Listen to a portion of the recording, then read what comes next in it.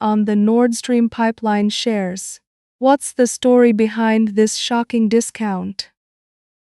Ah, yes. The US has apparently taken shopping for energy infrastructure to a whole new level. Imagine strolling into your favorite store and finding the price tag slashed to a mere tenth of the original, just a steal. Meanwhile, Russian officials are probably feeling like they've just walked into a yard sale where the unwanted items are mysteriously marked 1.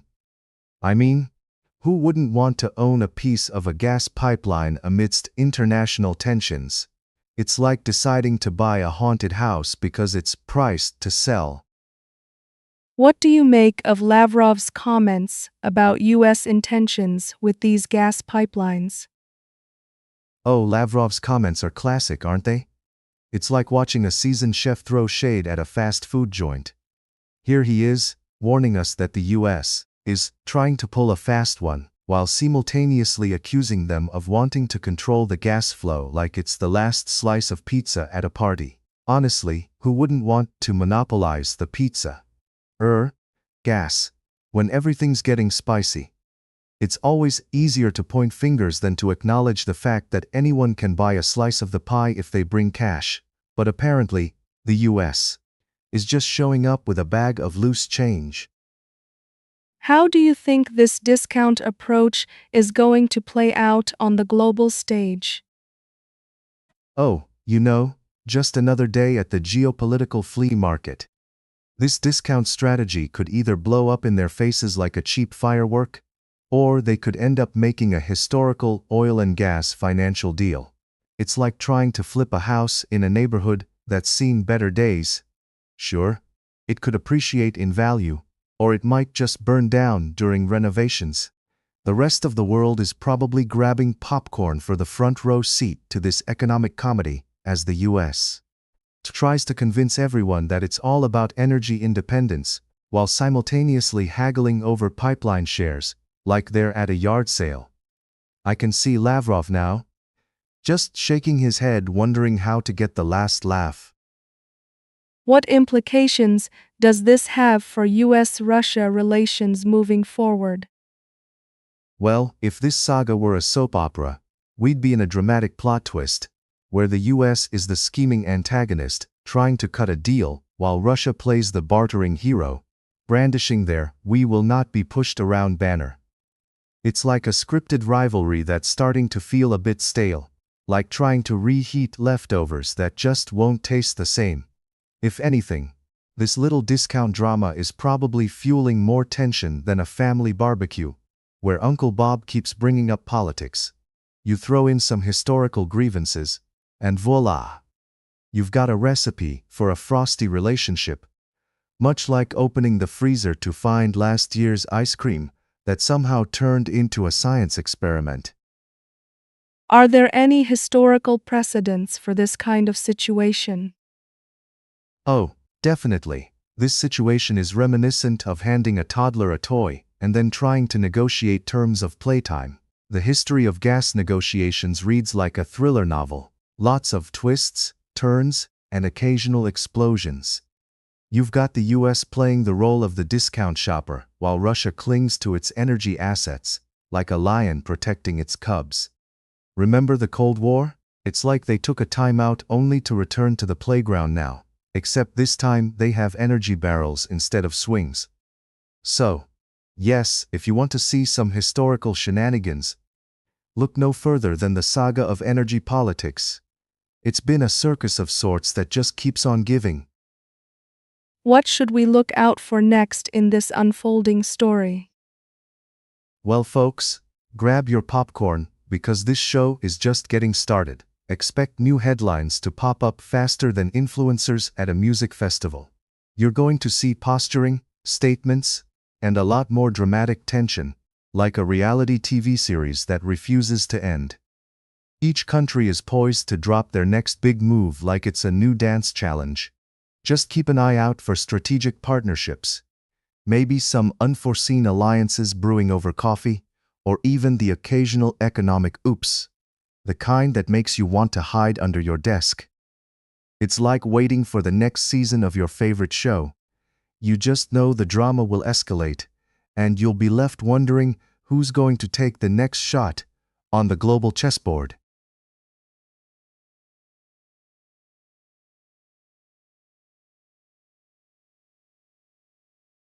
So, Israel just passed a law allowing the death penalty for Hamas members. What's the backstory on this controversial move? Ah, yes, the Knesset is really juicing up the drama with this one. Picture this: a legislative body that, with a sweeping 93-0 vote, has decided that a new special military court is exactly what we needed in Jerusalem, because, plain old courts were just too boring. It's like they took a page out of the Hunger Games book and thought, why not spice things up with a dash of death penalty? And let's not forget the little cherry on top: convicts will never see the light of day again, even in a prisoner exchange. Who knew lawmaking could feel so much like a game of chess where the only move is checkmate? Forever?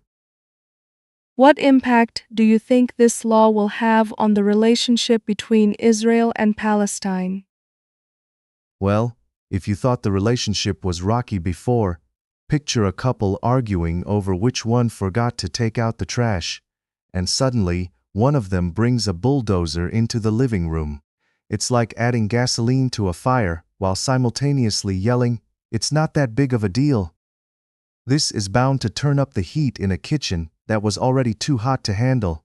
If anything, it feels like a masterclass in how to deepen an already entrenched conflict. I mean, who doesn't love a good plot twist in a soap opera, right? Stay tuned for the next episode, as the fire burns. Is this law more about justice or public opinion in Israel? Oh, definitely public opinion. I mean, justice is sweet and all, but it's like that dessert you only eat on special occasions. This law is more like a giant birthday cake in a room full of hungry children, all screaming for their slice. Politicians are just trying to show they're tough on extremism, because nothing says "I care" like a shiny new law that sounds like it's straight out of a dystopian novel. So yeah, it's a PR move packaged as a justice reform. Who knew lawmaking could be such a delightful charade? I half expect them to have confetti and party hats at the signing ceremony.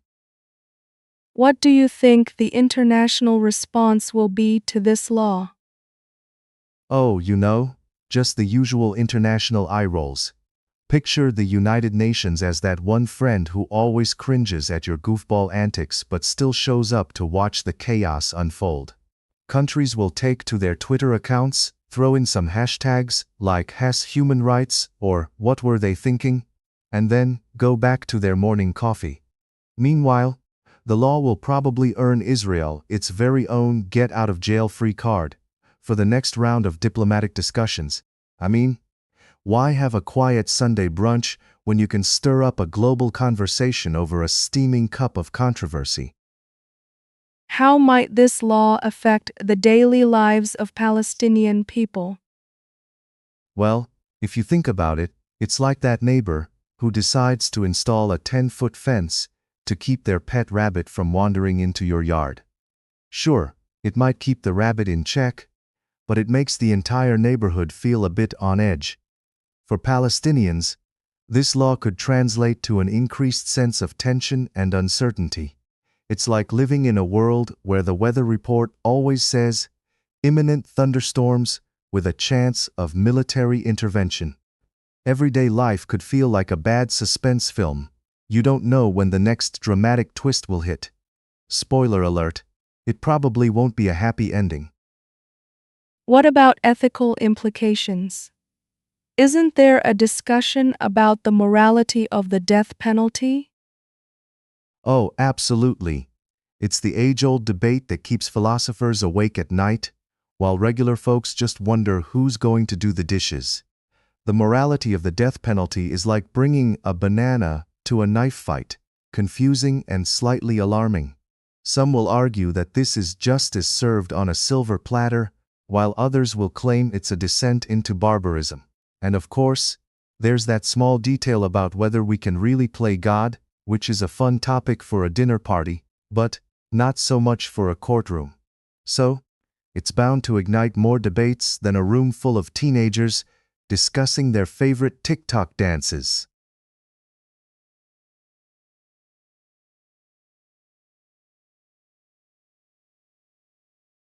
So, we just heard about Israeli drone strikes hitting a vehicle on the highway near Beirut. Can you give us a rundown of what's going on with that situation? Ah, yes. The classic Israeli drone strike, a staple of Middle Eastern geopolitics that's almost as predictable as my morning coffee.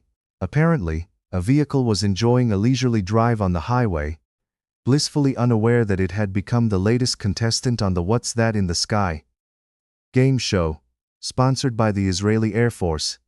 Escalating tensions in Lebanon? More like turning up the heat on a pot that's been simmering since the dawn of time. It's all fun and games, until someone gets a missile in the trunk. What does this mean for Lebanon and its relations with Israel moving forward? Ah, the classic question. What does this mean? Well, imagine two neighbors who can't agree on the color of their fences, and one decides to start a paintball war. That's Lebanon and Israel right now. This drone strike is basically a big neon saying, "We're still here ready for round two." It's a bit like adding more gasoline to a raging fire, which I guess is a bold way to cook a steak if you're into charred remains. So, if you thought the relations couldn't get worse, strap in. It's going to be a bumpy ride, folks. What do you think the international community's response will be to this incident? Oh, the international community. They'll respond, all right, like a group of onlookers watching a toddler playing with matches. They'll gasp, shake their heads, and then get back to their brunch. Expect some pulse-raising statements that sound like they were crafted by a committee of sleep-deprived interns. The UN will probably hold a meeting where they discuss things while sipping on overpriced lattes, and at the end all you'll get is a resolution that's more paper than promise. Nothing says we care like a press release, right? Could this strike lead to further military action in the region? Oh, absolutely. If there's one thing we know about military action, it's that it has a knack for being the life of the party. This little drone strike is like a drunken guy at a wedding yelling, "Who's up for a fight?" The chances of further escalation? Higher than my anxiety levels on a Monday morning. It's like opening a can of worms, but instead of worms, it's just more conflict. You'd think they'd learn by now, but apparently, history is just one long hold my beer moment. What are the potential consequences for the people living in the area? Well, for the locals, it's like being on a roller coaster that they never wanted to ride. One minute, they're just trying to live their lives, maybe buy some bread, and the next, they're dodging missiles. Like it's some kind of twisted game of Frogger. People living near conflict zones usually get the short end of the stick, and by short end, I mean they're left worrying whether their evening plans will be interrupted by a bomb rather than a Netflix binge. So, fasten your seatbelts, folks. It's going to be a wild ride. In your opinion, how should the media cover these types of incidents? Oh, the media. They should cover it with the same care they use when handling a live grenade. Right now, it's all about headlines that scream like a teenager who just got dumped. It's important to balance sensationalism with actual facts, but let's be honest, few outlets can resist the urge to take a sledgehammer to the nuance. If it bleeds, it leads. The best approach would be to provide insights that don't just whip up a frenzy, but also educate the audience. But who am I kidding? That would require restraint. And we know in media, restraint is as rare as a unicorn.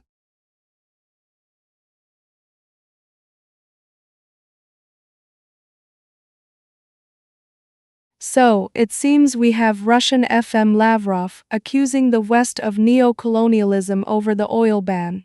What's your take on this colossal diplomatic meltdown? Ah yes, Lavrov, the human version of the dramatic soap opera, has decided to wave his flailing arms around and declare that the West is employing neo-colonial methods just because they don't want to buy his country's liquid gold anymore.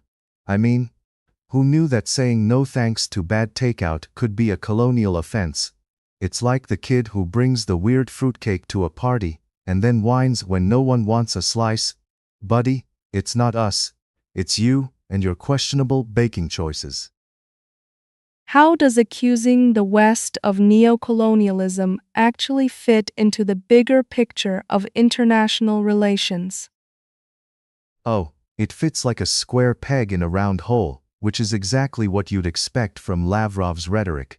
It's pure theatricality wrapped in a diplomatic bow, an attempt to distract from the fact that, let's face it, no one wants to play with the kid who constantly steals snacks. The West and Lavrov are basically playing a game of geopolitical dodgeball, where every dodge is accompanied by a lament about ancient wrongs and how the fruitcake is actually a family recipe. Spoiler alert, it's not. What do you think will happen next with Russia's oil situation? Oh, predicting Russia's oil situation is like trying to guess what's in a mystery meat surprise. Often shocking, rarely appetizing. I mean, Lavrov might as well challenge the West to a bake-off to settle this whole matter. The outcome is pretty clear. They'll try to sell their oil like it's organic, free-range, gluten-free, Instagram-worthy nectar, while the rest of the world is scrolling for something more appealing. Alternatively, they might just run out of options and start sending out oil-scented postcards, because why not? What's the response likely to be from the West on these accusations? Oh, the West is probably polishing its glasses and rolling its eyes like a teenager who just heard their parents make another dad joke. They'll respond with something along the lines of, "Sorry, but your gas is about as welcome as a porcupine in a balloon factory." Expect a lot of diplomatic eye rolls and smirks, while they keep calmly explaining that they're not actually interested in cherries from a fruitcake, unless that fruitcake is a sweet deal on renewable energy. Can you see any potential fallout from this kind of rhetoric? Absolutely. This is like throwing a lit firecracker into a crowded movie theater. It's bound to create chaos. Countries might start scrambling like chickens with their heads cut off trying to pick sides. We could see an oil market resembling a high school cafeteria food fight. Prices could shoot up, alliances could fracture, and Lavrov will probably still be there muttering about neocolonialism while everyone else is just dodging mashed potatoes. Is this just Lavrov being Lavrov, or is there a deeper strategy behind the theatrics? Ah, the age-old question of whether Lavrov is a master strategist or just a guy who forgot to take his coffee. It could be both. It's as if he's waving a big, shiny red flag while trying to distract everyone from the fact that his oil exports are plummeting faster than my motivation on a Monday morning. So, he might be banking on this drama to rally domestic support, which is kind of like trying to sell bad reality TV as culture. Sure, some will buy it, but most just want to change the channel.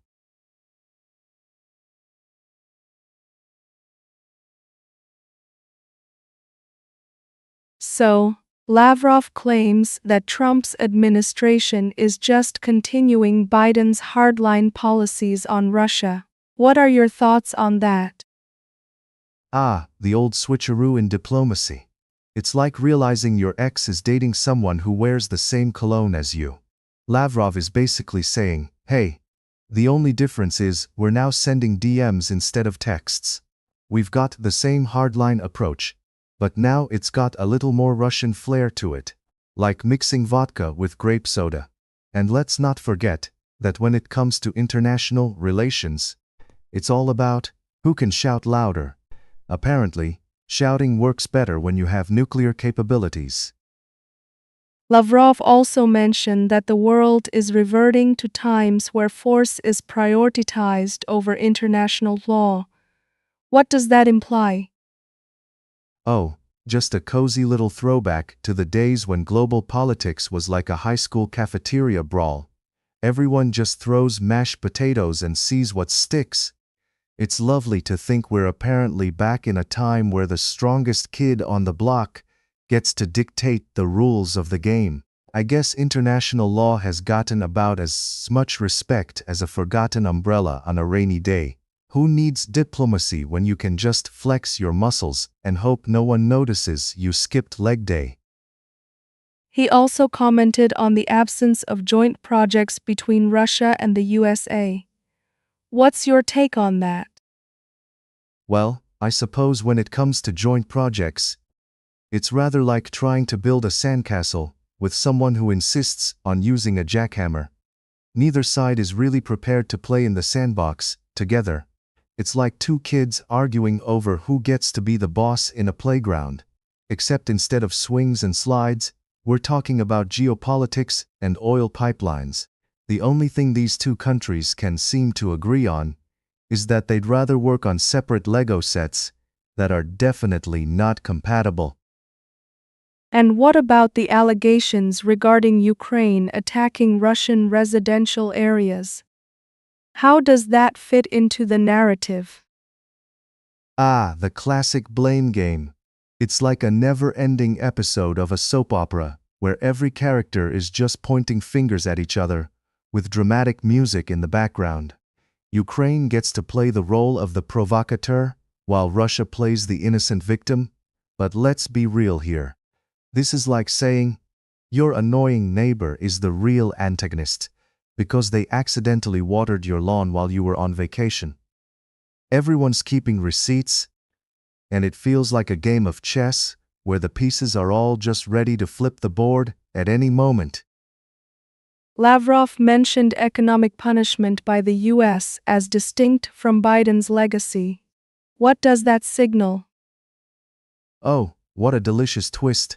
It's like saying, sure, I still hold a grudge from last Thanksgiving, but now I'm just going to put on a fancier hat while I ignore you. It's clear that they want to go full solo act on punishing Russia while pretending that it's not a family affair.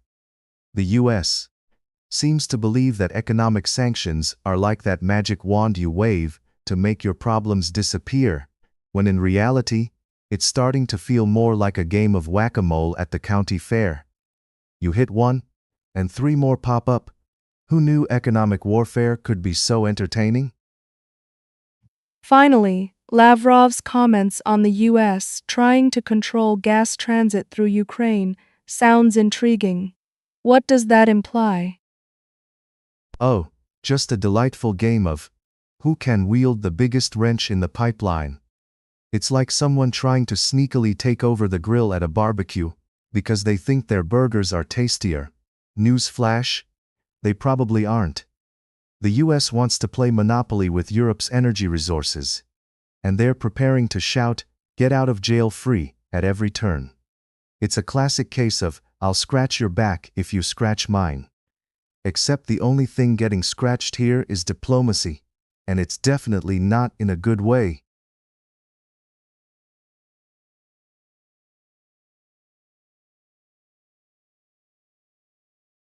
So, it seems Russia has tested a new nuclear missile system called Sarmat.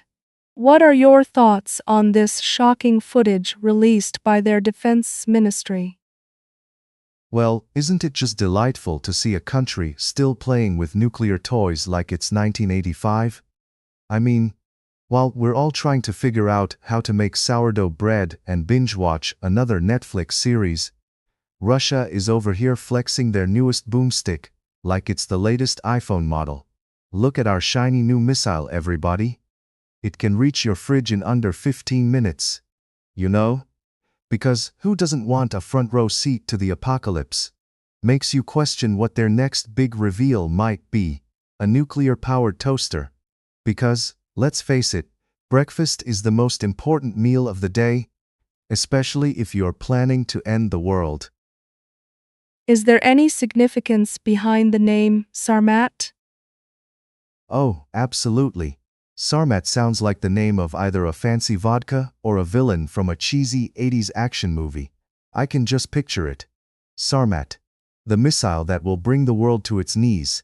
After it finishes its obligatory 3 vodka shots. It's almost like they were sitting around a table, brainstorming names, and someone just shouted, "Let's name it after a tribe known for their ferocity, but with completely outdated weaponry."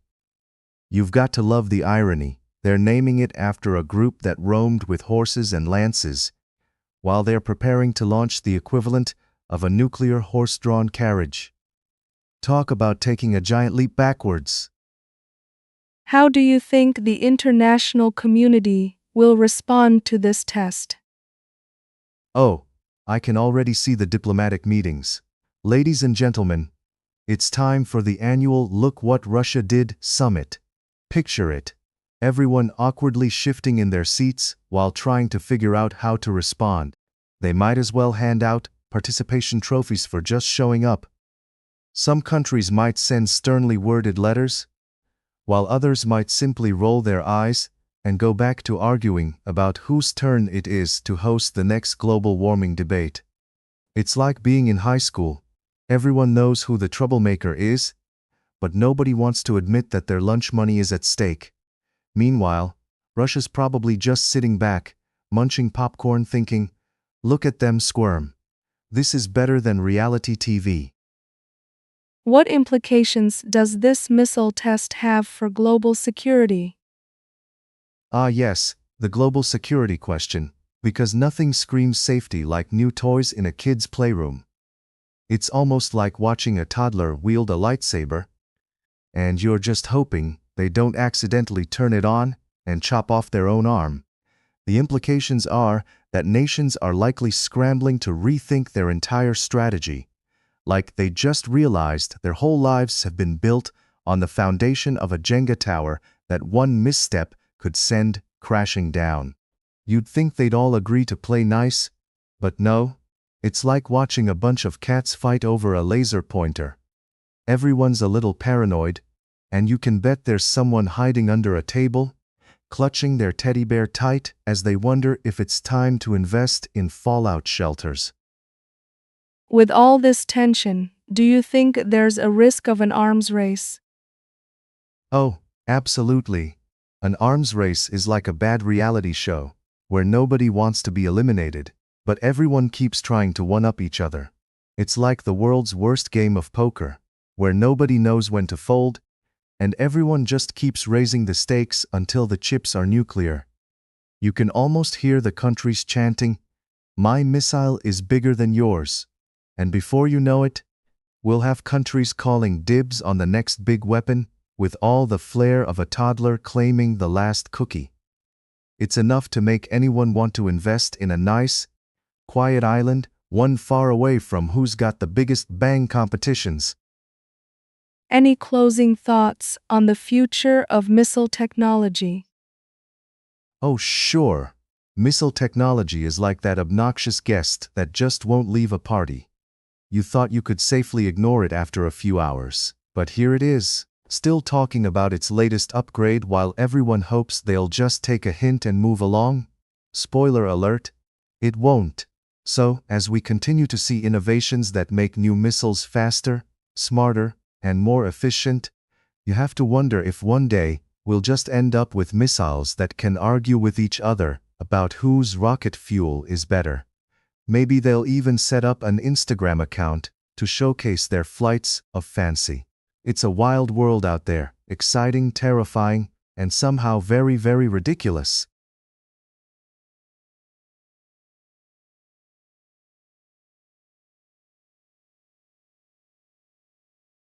So, what's the deal with Rubio wearing that Venezuela tracksuit during his trip to China? Is he starting a new fashion trend or something? Oh, absolutely. I mean, nothing screams diplomacy like rocking a tracksuit that looks like it belongs to a high school gym class.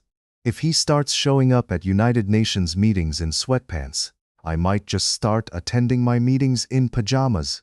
Honestly, it's the kind of fashion statement that says, "I'm here to negotiate world peace, but first, let me hit the gym." You can picture it now. Countries rolling out their best formal suits, while Rubio strolls in, looking like he just came from a weekend marathon. Truly, the future of international relations. You mentioned that Trump posted a map of Venezuela as the 51st state. What's going on with that? Is he trying to annex countries now? Well, why not? We've already got 50 states that are a perfect blend of the good, the bad, and the downright confusing. Adding Venezuela is basically like adding an exotic spice to a bland stew. It could be delicious, or just leave a bad taste in your mouth, much like his presidency. It's like he woke up one day, looked at a world map, and thought, why not throw in another state while I'm at it? It's not like we have enough drama at home. I mean, if this continues, I half expect him to propose a 50 states and a Venezuela tour package just to cash in on the chaos. What do you think the reaction will be from politicians in the US and abroad about Rubio's tracksuit and Trump's state map? Oh, it's going to be a delightful cocktail of cringe and outrage. Picture politicians shaking their heads while simultaneously updating their Twitter statuses faster than you can say, fashion faux pas. Abroad, they'll probably be confused, thinking, is this what America has come to? Tracksuits and state maps? It's like if the fashion police and the political watchdogs had a baby, and that baby grew up in a circus. You'll have world leaders clutching their pearls, while back home, we'll all be laughing about it, like it's the new season of a reality show called Keeping Up with the Politicians. Any thoughts on how this will impact Rubio's image among voters or his career in politics? Well, it's like he's opening a whole new chapter in his career called Fashionably Incompetent. Voters might be scratching their heads, thinking, is he running for office or the next Olympics? It could either skyrocket his popularity with the athleisure crowd, or send him tumbling faster than a jogger tripping over their own shoelaces. Either way, it'll make for some entertaining campaign ads, with him sprinting past earnest opponents in his beloved tracksuit like he's training for a political marathon. I mean, who wouldn't want to vote for the guy who looks like he just rolled out of bed, but still managed to show up for a press conference? Do you think there's any deeper message behind all this quirky behavior from Rubio and Trump? Oh, absolutely. It's like a modern-day Shakespearean play, full of drama, confusion, and questionable wardrobe choices. Maybe they're just trying to distract us from the real issues at hand with this absurd circus act. I mean, when the headlines read Rubio in a tracksuit and Trump claims Venezuela as a state, it's the perfect distraction from actual policies and governance, right? It's like juggling flaming swords, while everyone's focused on the guy who just tripped on a banana peel in the background. At the end of the day, if they keep us entertained, who needs a functioning government anyway?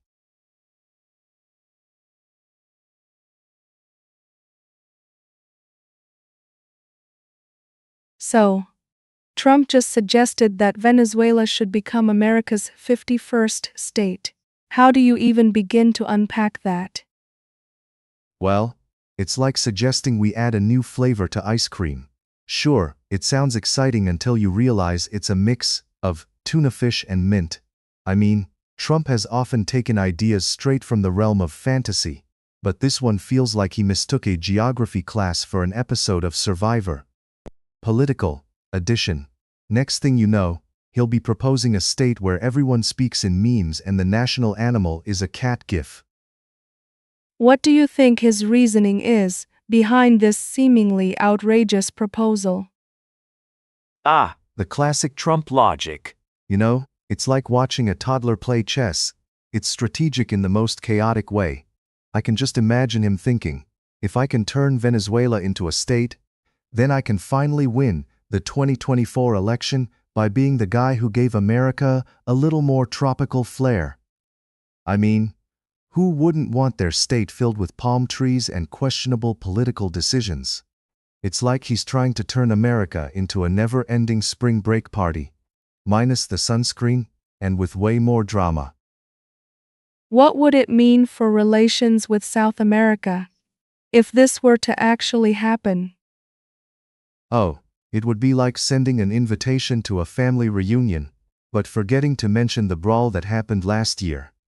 Imagine the neighbors peering over the fence, popcorn in hand, as America tries to diplomatically explain, "No, no, we're just borrowing Venezuela for a bit. They'll be back, promise." It's either going to spark some serious geopolitical tension, or they'll show up with a piñata and call it a day, while everyone else in South America rolls their eyes and collectively says, "Here we go again." What do you think the public response will be to this idea?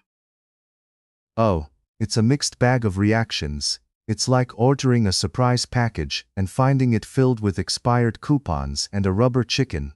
There will be those who are all in, waving flags and yelling 51 states or bust, while sipping their smoothies made from gluten-free happiness. Meanwhile, the others will be like, "Are you serious? Did the news just come from a low-budget reality show?" It's like watching a circus with one too many clowns. You know the show's going to be wild, but you also kind of question your life choices for tuning in. Do you think this could lead to more proposals for expanding the U.S.? Absolutely. We're one wild idea away from Trump proposing we take over Mars just to add to the map. I can see it now. Hey, why not make Mars our 52nd state? We can call it Trumplandia, and the only currency will be tweets. It's the kind of expansion you'd expect from a kid in a candy store, just grabbing whatever looks shiny and colorful, without considering the long-term effects on their teeth, or in this case, international relations. How do you think this impacts Trump's image or his base? Well, for his base, it's like a buffet of bizarre ideas. They're just savoring every outlandish morsel that comes their way. They might say, "Finally, someone has the guts to embrace the adventure." But for those of us with a shred of sanity, it could look like he's just throwing spaghetti at the wall and hoping something sticks. Except this time, the wall is a country, and the spaghetti is covered in questionable policy and confusion.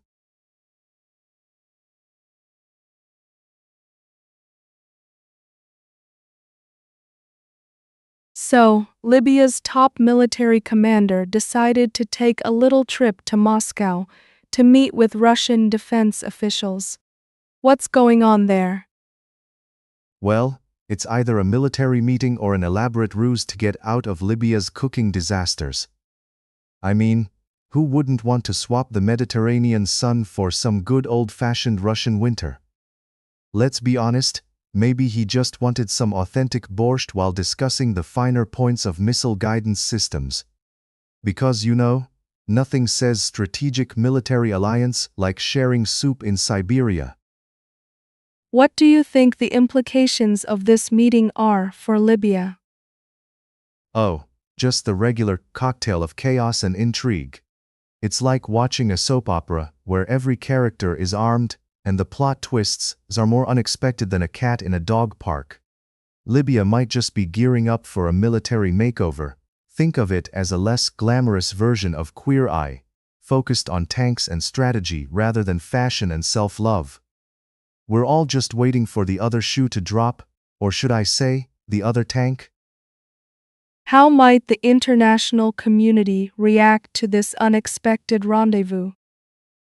Imagine a group chat where one person unexpectedly posts a picture of themselves hugging your ex. Awkward, right? That's the international community right now. Countries are probably rolling their eyes and typing, "Ugh, not again." Meanwhile, the diplomats are polishing their crystal balls, trying to predict whether this is going to lead to military alliances or just a really expensive game of chess that nobody knows how to play. Spoiler: it's usually the latter. Do you think this meeting signals a shift in military alliances in the region? Oh, absolutely. It's like a high school reunion where the jocks and nerds suddenly team up for the science fair. Everybody's guessing who's going to end up prom king and who's just there for the free snacks. If Libya and Russia team up, We might see some serious shifts in the balance of power, or at least an impressive collection of new military toys on display. Just picture it: tanks and drones on the red carpet, but minus the glitz and glamour. What are the potential risks of Libya getting too cozy with Russia? Let's just say, getting too cozy with Russia is like snuggling up to a porcupine. It seems warm and inviting until it's not. Libya might find itself in a sticky situation, hungry for international support, but surrounded by a bunch of very prickly friends. It could end up with a reality show called Survivor. Military edition, where the challenges include dodging sanctions and navigating political backstabs. Definitely not the warm hug they were hoping for. Finally, do you see any silver linings in this meeting? Well, if nothing else, it gives us plenty of material for future jokes. The silver lining is that it's great for headlines, and in the world of news, dramatic headlines are like pizza. Even when it's bad, it's still pretty good.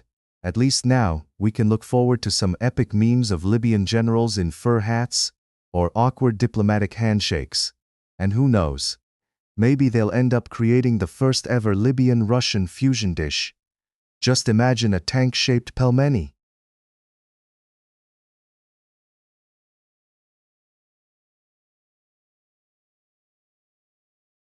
Shocking revelations: Zelensky's scandal, Russia's missile test, and U.S. labs under review. What are your thoughts on Zelensky's investigation into Yermak? Well, if this were a soap opera, we'd be at the part where the long-lost twin suddenly appears and reveals all the family secrets. Zelensky's scandal is unfolding faster than a toddler's meltdown in a candy store. Apparently, Nebu can't find the off switch for this investigation, and here we are, popcorn ready, waiting for the next plot twist. Who knew geopolitics could rival daytime drama? Ursula declaring war on social media sounds intense. What's your take on that? Oh, absolutely.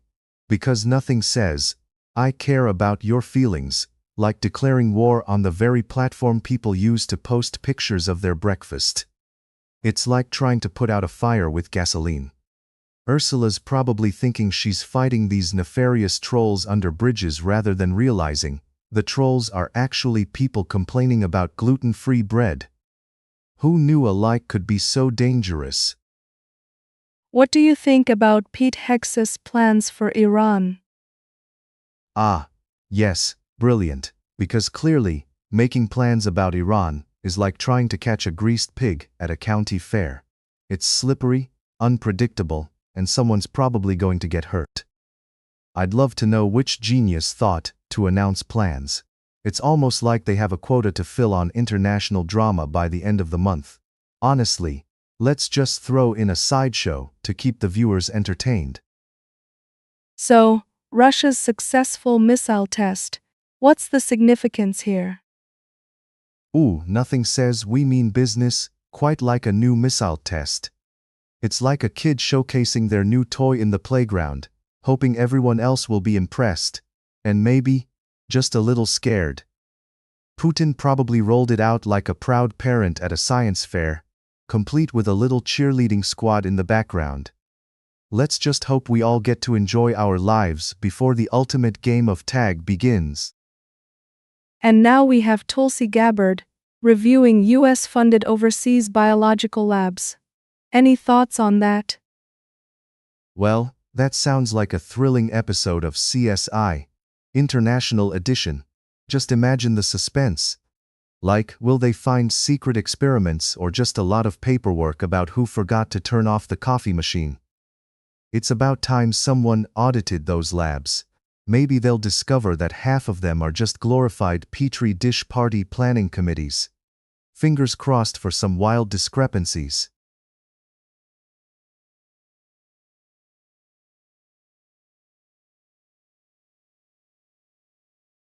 So, Trump is making a historic state visit to China, the first by a U.S. president since 2017. What will this visit entail?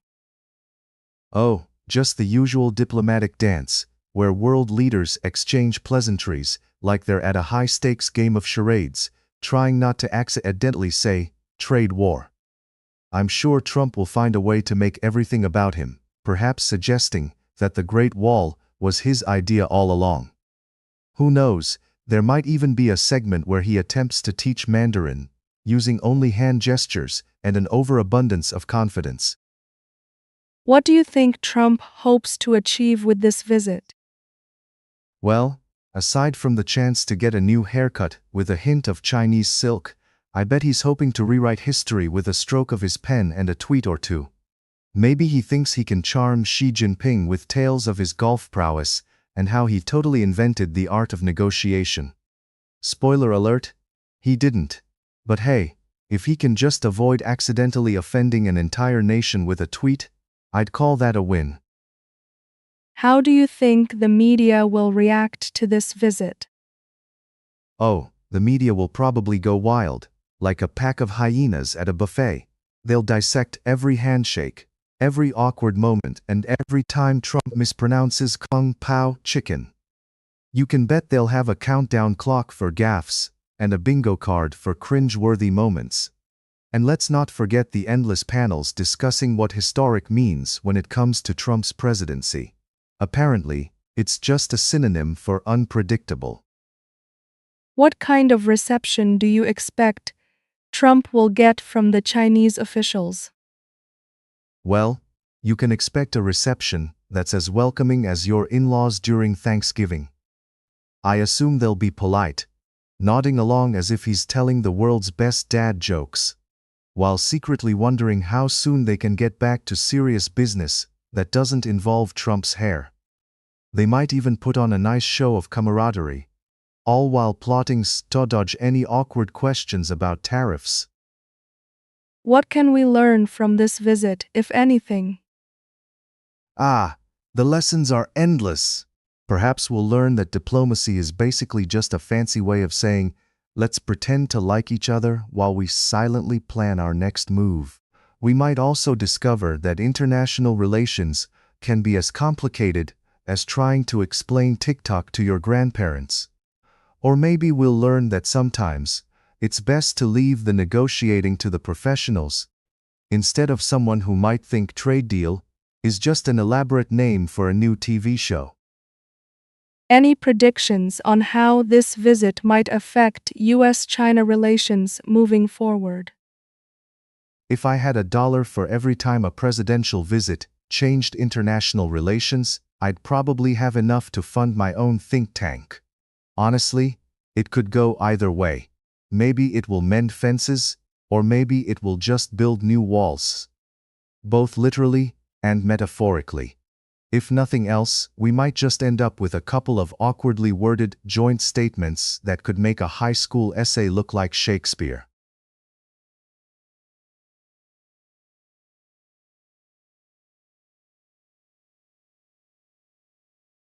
So, let's dive into this juicy headline.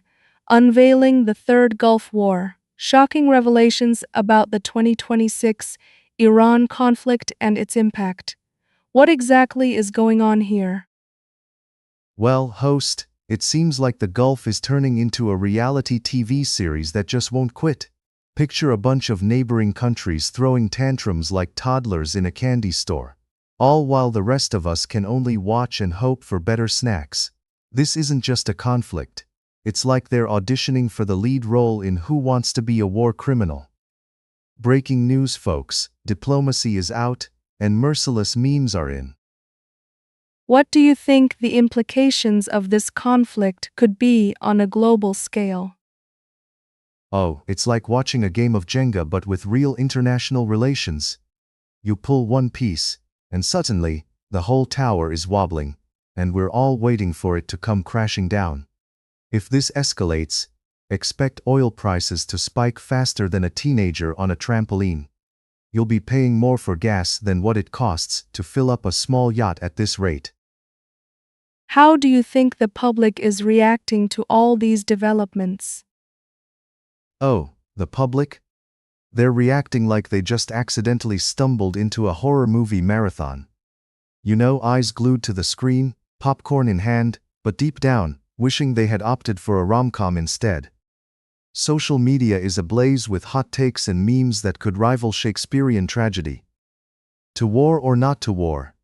That is the question, and everyone is commenting like they're all certified analysts. With all this chaos, do you think there's any hope for peace? Hope for peace? That's like expecting a cat to take a bath willingly. Sure, it might happen, but good luck trying to convince anyone. The leaders are probably too busy playing chess with lives as the pawns, while everyone else is just trying to find a way to escape the board game. In the meantime, maybe we can just throw some cupcakes at them? Who can argue when there's frosting involved? What role do you think media plays in shaping the narrative around these conflicts? The media. They're like the flamboyant chefs in the kitchen of chaos. They whip up stories and sprinkle in a little drama, making everything seem more appetizing, while the reality is sometimes just stale bread. They'll have you believing that one conflict is the war of the century while forgetting to mention last year's epic showdown was just a pro wrestling match in disguise. Who needs facts when you have sensationalism, right? In your opinion, what should our focus be as these events unfold? Focus? That's rich. It's like trying to watch a soap opera while the power's out. We should probably keep our eyes peeled on diplomatic talks, while also keeping a stash of popcorn nearby for the next round of drama. Let's be real, the focus should be on keeping the people safe, but who am I kidding? We all know we're just here for the Twitter updates at this point.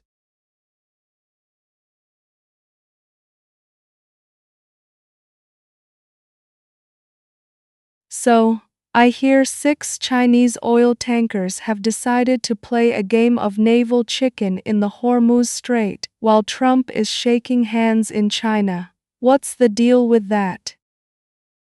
Yes. Nothing says, let's keep the peace, quite like a parade of oil tankers, waltzing through a hot spot while the big wigs do their diplomatic dance. It's like a very tense version of Duck Duck Goose, but instead of kids, you have tankers and military might.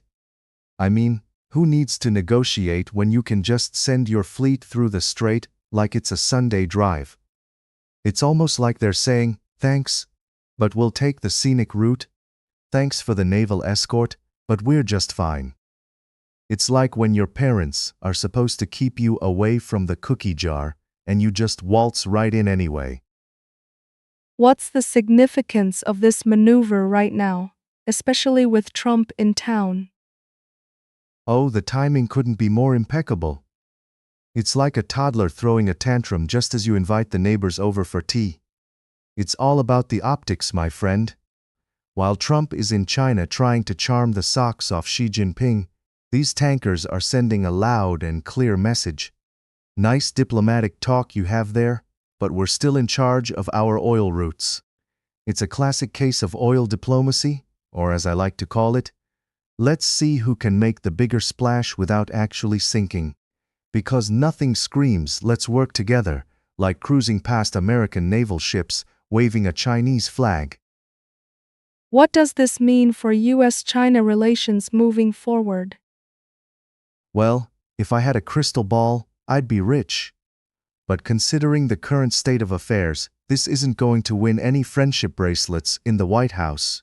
It's like showing up to a potluck with nothing but a salad when everyone else brings fried chicken. The US might see this as a blatant disregard for their naval authority, which is basically like getting ignored during a group presentation, embarrassing and a little triggering. So, you can bet Trump is probably scribbling down some tweets in response like a teenager scrawling in his diary after a breakup. And trust me, the next state dinner could be less about food and more about who brings the biggest cake of angry rhetoric. Do you think this action will spark any immediate military response? If by immediate military response, you mean a whole lot of people in suits yelling at each other over video calls, then, yes, absolutely. In reality, it'd be like trying to put out a forest fire with a squirt gun. there's a lot of posturing and tough talk, but if we learned anything from dodgy global games of chicken, it's that nobody wants to turn a staring contest into a brawl. Expect some sternly worded emails from the Pentagon, and if things get really spicy, maybe an inconspicuous naval maneuver to assert dominance. But will anyone actually fire off a cannon? Probably not, unless they really want to turn this geopolitical soap opera into a full-on action movie. What are the implications for global oil markets with these tankers on the move? Ah, the oil markets, the fickle drama queens of the financial world. It's like watching a soap opera, where every twist has a price tag attached. With these tankers rolling through, it could be like opening Pandora's box. Who knows what could spill out? On one hand, it could mean increased supply and lower prices, which is great for the average Joe filling up at the pump. But on the other hand, if tensions rise, watch out. Prices could shoot up faster than my grandma at a bingo game when she gets a full house. So, depending on how this little game plays out, expect the oil markets to react with all the grace of a cat that just slipped off a countertop. Any final thoughts on this maritime maneuvering? Oh, absolutely. It's a classic case of who wore it better, but with warships and oil instead of dress styles. One thing is for sure, this is going to be one for the history books. In the end, it's not about who gets the last word, but who gets the most laughs while the world watches this geopolitical sitcom unfold. So grab your popcorn and buckle up. With oil tankers doing the tango in the Strait and Trump charming the Chinese, we're in for a wild ride.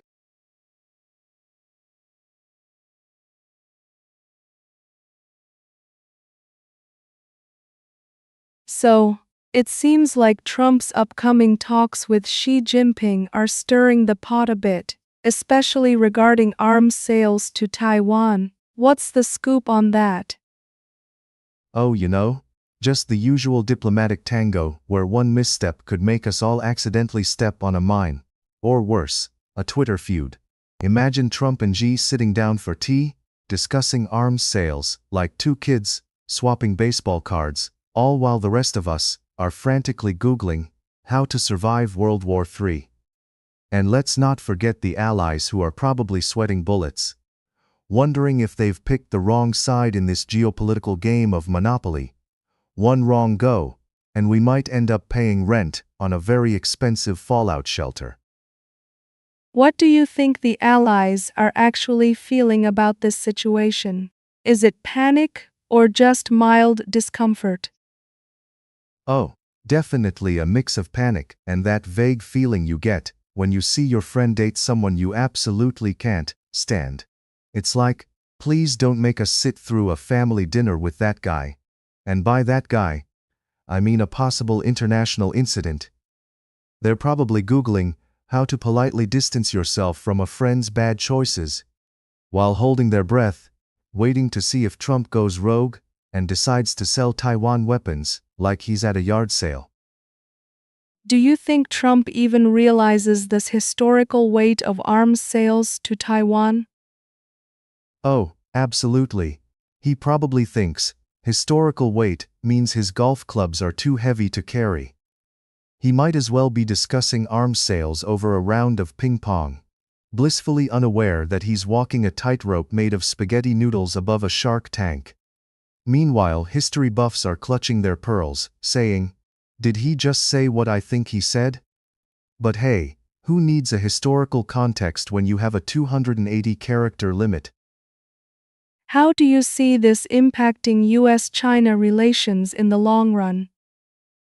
Well, if you thought US-China relations were like a messy divorce, just wait until this little tete-a-tete wraps up. It's less, let's work this out amicably, and more, I'll keep the car, you take the dog, and by the way, I just bought a rocket launcher. If they're not careful, this could escalate quicker than a reality show plot twist. Next thing you know, it's season 2, and we're all auditioning for the role of survivor in a geopolitical game show. Considering this context, what advice would you give to our listeners who want to understand these events better. Simple. Just stock up on popcorn and prepare for the ultimate, unpredictable season finale. Seriously, if you want to keep up with global events, treat it like binge-watching a soap opera. Only the stakes are a bit higher than who gets the last slice of pizza. Follow the news, but don't just nod along. Question everything like you're the skeptical friend at a dinner party. And remember, when it comes to global politics, it's likely to be more twisted than a pretzel on a roller coaster. Finally, what do you think will be the immediate reactions from other countries if Trump does go through with these arms sales? Oh, it's bound to be like a badly choreographed flash mob. Some will join in happily, others will stand on the sidelines, confused and a little horrified. Expect countries to immediately dial up their PR teams to craft the perfect, "we're not mad, just disappointed" statement, while secretly gathering their emergency kits. And maybe, just maybe, we'll get a few sanctions thrown around like confetti, because nothing says, "Welcome to the international arena," quite like a good old-fashioned sanction party.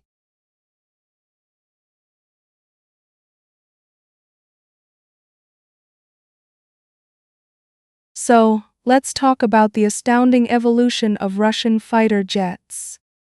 It's like they went from paper airplanes to flying fortress superheroes overnight, right? Absolutely. I mean, one minute they're throwing scraps of metal together in a barn and calling it an I-4, and the next, they've got jets zooming around like they just binge-watched a season of Top Gun. We went from the I-4, which sounds like the name of a new IKEA chair, to the Su-57, which sounds like it could save the world or at least a really bad action movie. It's like they took a look at the sky and thought, why not throw in some rocket engines and make things a tad more dramatic?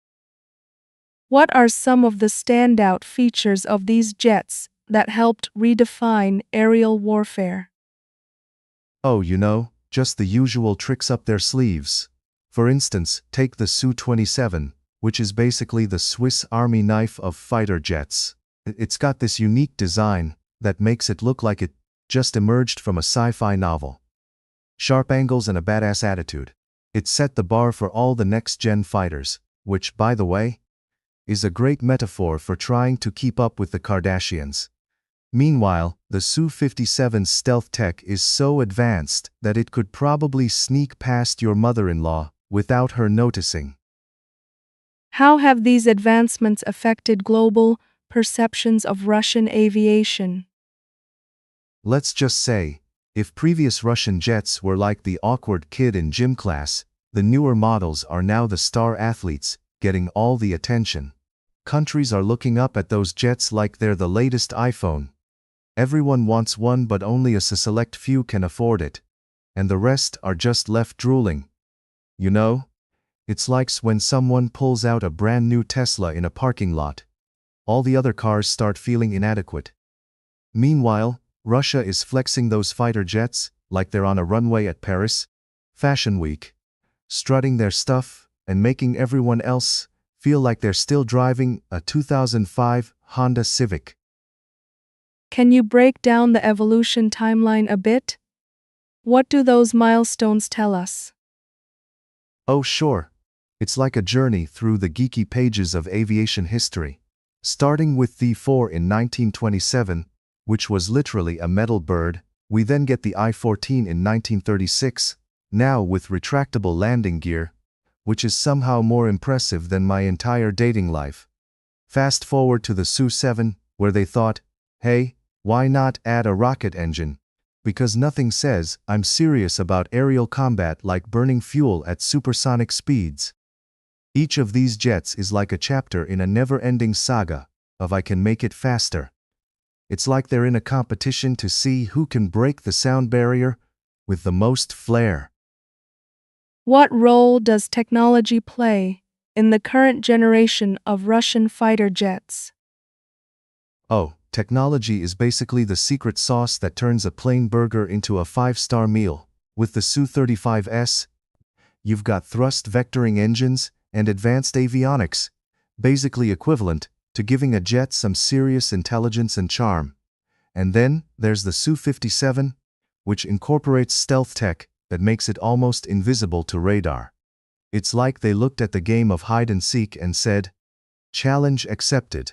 I mean, if these jets were kids at a talent show, they'd be the ones who come on stage and make you question all your life choices.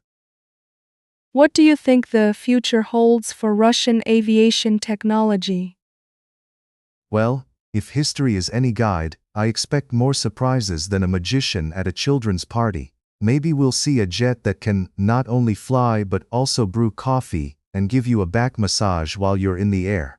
After all, each iteration seems to be a response to the blatant question, how do we make these jets even cooler? It's like they're in an arms race, but instead of weapons, they're just trying to outcool each other with flashy gadgets and sleek designs. The next model could be the Su-5000, equipped with Wi-Fi and a built-in bar.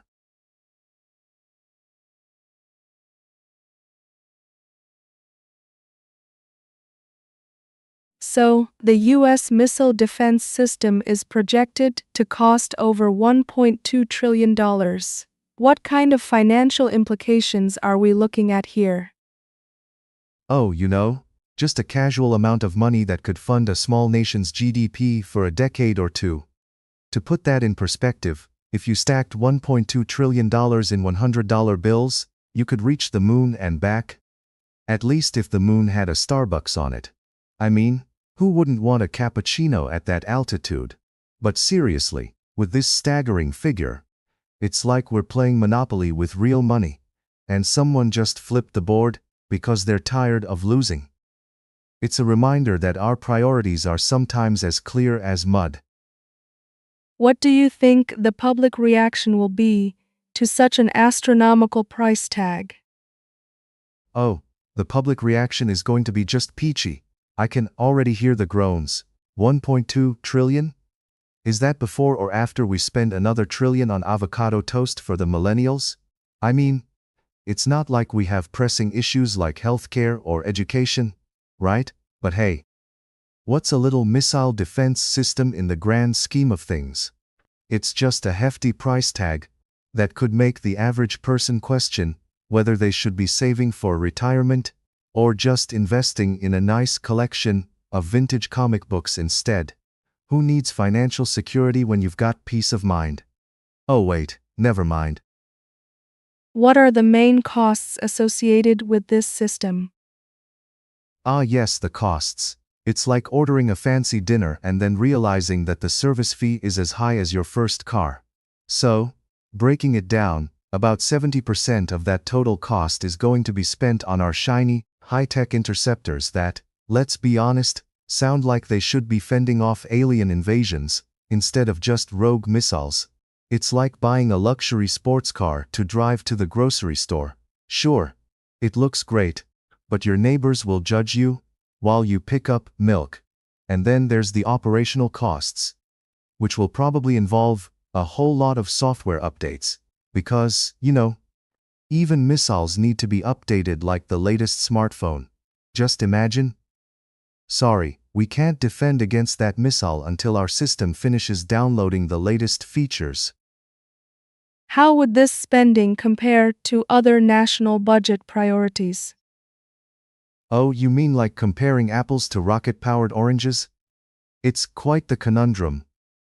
Let's see, we could either allocate those funds to a missile defense system that may or may not actually stop a missile, or we could, I don't know, fix our roads that resemble the surface of the moon, or maybe invest in education so kids can learn how to build their own missiles. I mean, wait, no, just kidding.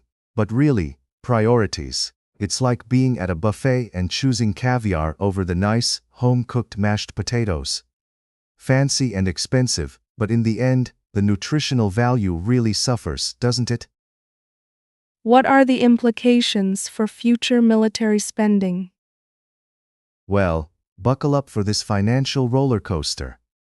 Think of this missile defense expense like that friend who promises they'll pay you back, but ends up asking for more money every time you see them. future military spending might be stretched thinner than a tightrope walker at a circus. This budget could send us spiraling into a never-ending cycle of let's buy more stuff just in case.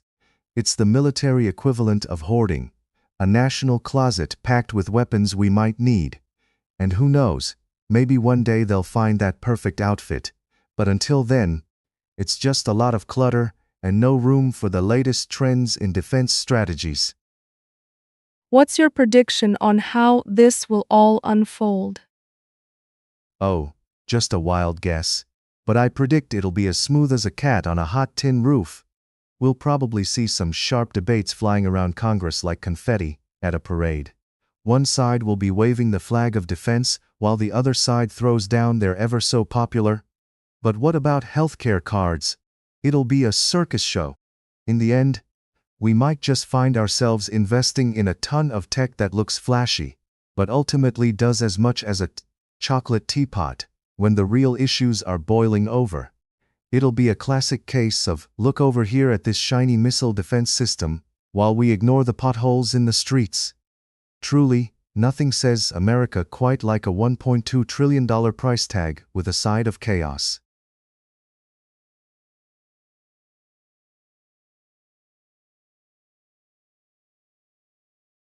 So, what do you make of Trump's recent suggestion that Venezuela could become America's 51st state, along with that map he shared? Ah, yes, because nothing screams let's integrate quite like a map that looks like it was drafted during a drunken darts game. I mean, who wouldn't want to turn a nation rich in oil and resources into a political playground? It's like Trump is playing Risk, but instead of plastic armies, he's got tweets and a penchant for geopolitical improv. Next stop, maybe Greenland? Or how about we just add the entire continent of South America? Who needs spontaneity on vacation when you can literally take a country on as a souvenir? Do you think this is a serious proposal or just Trump being Trump? Oh, my dear host, this is most definitely Trump's version of serious. You know, like when I say I'm seriously going to start going to the gym next week. It's all bluster and bravado, and the punchline is always lurking around the corner. I mean, we have a former reality TV star suggesting countries as if he's picking toppings for a pizza. Venezuela with a side of democracy and extra chaos, please? Who knew international diplomacy could be so deliciously absurd? How do you think the people of Venezuela feel about this suggestion? Well, if I had to bet, I'd wager they have mixed feelings, like biting into a chocolate-covered onion. They're caught between a rock and hard place, and then here comes Uncle Sam waving a flag, asking if they want to join the family reunion. It's like finding out your distant relative wants to take over your home while promising to share the Wi-Fi password. Hey Venezuela, here's a shiny new statehood badge and a side of political turbulence. What a delightful offer. What implications might this have for U.S.-Venezuela relations? Oh, just your typical family dysfunction turned global drama. It's as if Trump is trying to fix a relationship with a significant other by inviting them to live with you and your parents. How sweet. Nothing quite says I care like colonizing with a size of sarcasm. So, if relations were a roller coaster, we're in for a thrilling ride that might just end with a few twisted tracks and an unexpected drop into the "what were we thinking" zone. Buckle up, folks. Is this simply a distraction from other pressing issues? Oh, you bet it is. It's like when you're in a meeting and someone brings up the office coffee machine instead of discussing the disaster that is the budget. Classic sleight of hand. Let's just ignore the elephant in the room, or in this case, the potential government shutdown, and throw some confetti about Venezuela instead. In today's political circus, it's all about shiny objects and sound bites, and trust me, this one's got all the glimmer of a disco ball. What could be Trump's endgame with these comments? Ah, the endgame!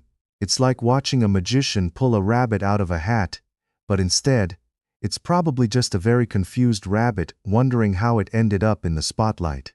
Trump could just be tossing out these comments to keep his base entertained, like a juggler throwing balls, while the crowd forgets they were supposed to be concerned about actual policies. Or perhaps he just wants a catchy slogan for the next campaign. Make Venezuela great again. Because who wouldn't want to add a little Latin flair to their political platform?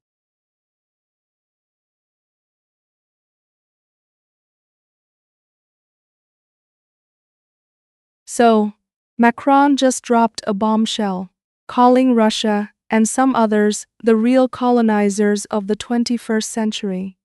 What do you make of that statement? Ah, yes. Nothing like a good old-fashioned geopolitical mic drop to brighten up my day. It's like Macron just walked into a room, pointed at Russia and said, "Hey, you, stop being a jerk, honestly." It's like watching someone throw a stick in a beehive and then act shocked when they get swarmed. People are out there tweeting their hot takes, and I'm just here with popcorn waiting for the fallout. Because, let's face it, colonization is now trending like the latest TikTok dance move. What's next? An Instagram photo of Putin in front of a colonization is cool sign.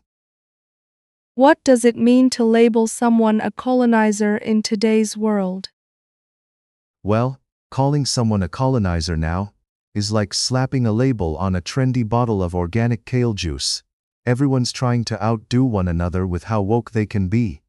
It's not just about conquests anymore. It's more like being called out for borrowing your friend's favorite shirt and never giving it back. In a way, it's also like announcing over the intercom that you know who's been sneaking snacks from the office kitchen. It's a serious accusation, and it usually leads to pointing fingers, lots of accusations, and possibly a few awkward family dinners where nobody wants to talk about their international relations. Do you think Macron's comments will stir up any actual changes in policy, or just outrage on social media? Oh, definitely just social media outrage, like a cat meme at a dog show. Because let's be honest, it's easier to vent on Twitter than to actually take real actions, right? Macron probably hopes this will ruffle some feathers, but you know what? Saying the word colonizer in a tweet is about as effective as trying to teach a cat to fetch. Sure, it's going to get people talking, but at the end of the day, nothing's really going to change. It's the same old geopolitical game of chess, where the only pieces that really move are the pawns on social media. Have you noticed a trend of leaders throwing around big labels like this?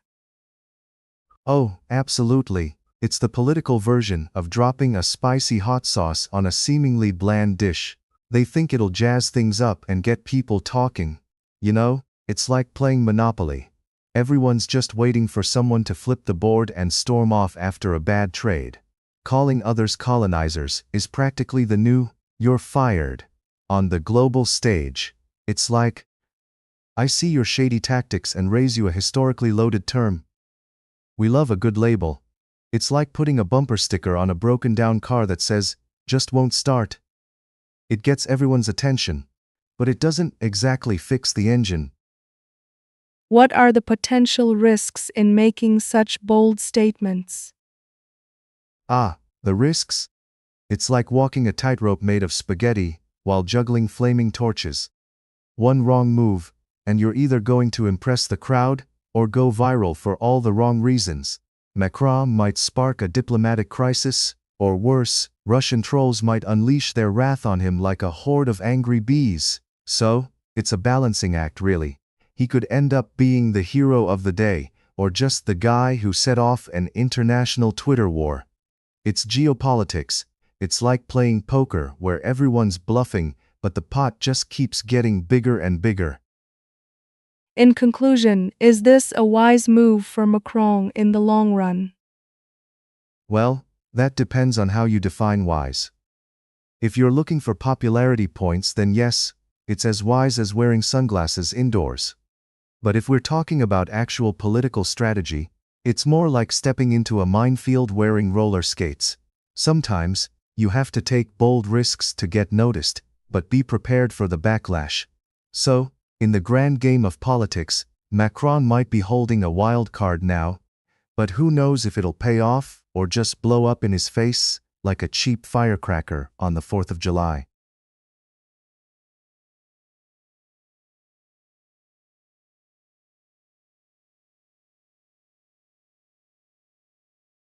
So, can you give us a rundown on what happened with the Dutch school that was supposed to be a shelter for illegal immigrants?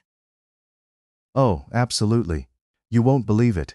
So there's this charming little school in Loosdrecht, Netherlands, which was set to open its doors to 240 illegal immigrants, because what's more welcoming than a school-turned-refugee camp, right?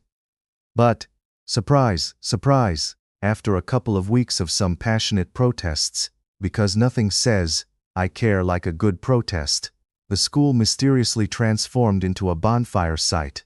Firefighters showed up, only to realize they were blocked by protesters, almost like a scene from a bad action movie, where the heroes can't get through the crowd.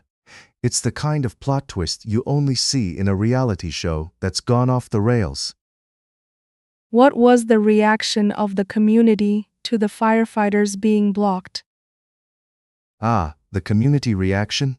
Picture this: firefighters in their shiny uniforms, hoses ready to go, looking like they just got out of a calendar shoot, only to find themselves playing a game of red light, green light with protesters. The community seems divided. Some clearly feel like they're battling for a lost cause, while others might have thought, hey, let's just add fire to the protest. Literally, it's like they were throwing a barbecue party, minus the food and with a lot more smoke. Who knew community gatherings could be so incendiary? Do you think this incident will have a lasting impact on the local community? Oh, absolutely. When a school turns into a campfire cooking competition overnight, you know the locals are going to have something to talk about at the next town hall meeting. I mean, what says community bonding like a good old-fashioned arson? It's bound to spark some fiery debates, pun intended. And let's be real, the gossip around coffee shops will probably reach fever pitch. You know how small towns are. Soon we'll see, "I survived the Loosdrecht school fire t-shirts at the flea market." What do you think prompted such a dramatic protest against the refugee shelter? Well, in true dramatic fashion, it seems that the town's resistance to change is about as strong as a toddler on a sugar high. Honestly, it's like saying, "We don't want anyone new. Our town is perfectly chaotic the way it is. Thank you very much." There's a fear of the unknown, like inviting the new neighbor over and finding out they're a professional mime. People panic, and suddenly it's less about the immigrants and more about keeping their comfort zone cozy and intact. Can't have any disruptions in their Netflix binge-watching schedules, can we? What lessons do you think can be learned from this situation? Lessons? Oh, we have a whole curriculum that just dropped. First off, if you're planning on turning a school into a refuge, maybe check the fire safety protocols. And secondly, perhaps a little communication might go a long way. Who knew that discussing plans over a nice cup of coffee could prevent a small riot? It's almost like saying, "Let's not light things on fire before we've had a chance to talk it out." Ah, common sense, the rarest of breeds. But hey, at least it gives the local fire department a story they'll tell at their retirement parties. What do you think is next for the immigrants who were supposed to be sheltered there? Oh, the crystal ball is a little cloudy on that one. They might just end up being the world's most mobile population, like the ultimate game of musical chairs, but with a lot more confusion and fewer chairs. I can just imagine them showing up at the next available shelter, wondering if it too will become a barbecue joint overnight. They'll probably need a map and a good sense of humor to navigate this new game of find the friendly spot. I mean, at this point they might as well start a travel blog titled Refugee Roulette. Where will we end up next? It's tough out there, But if anyone can make it work, it's those who keep adapting, like chameleons trying to avoid both the flame and the protests.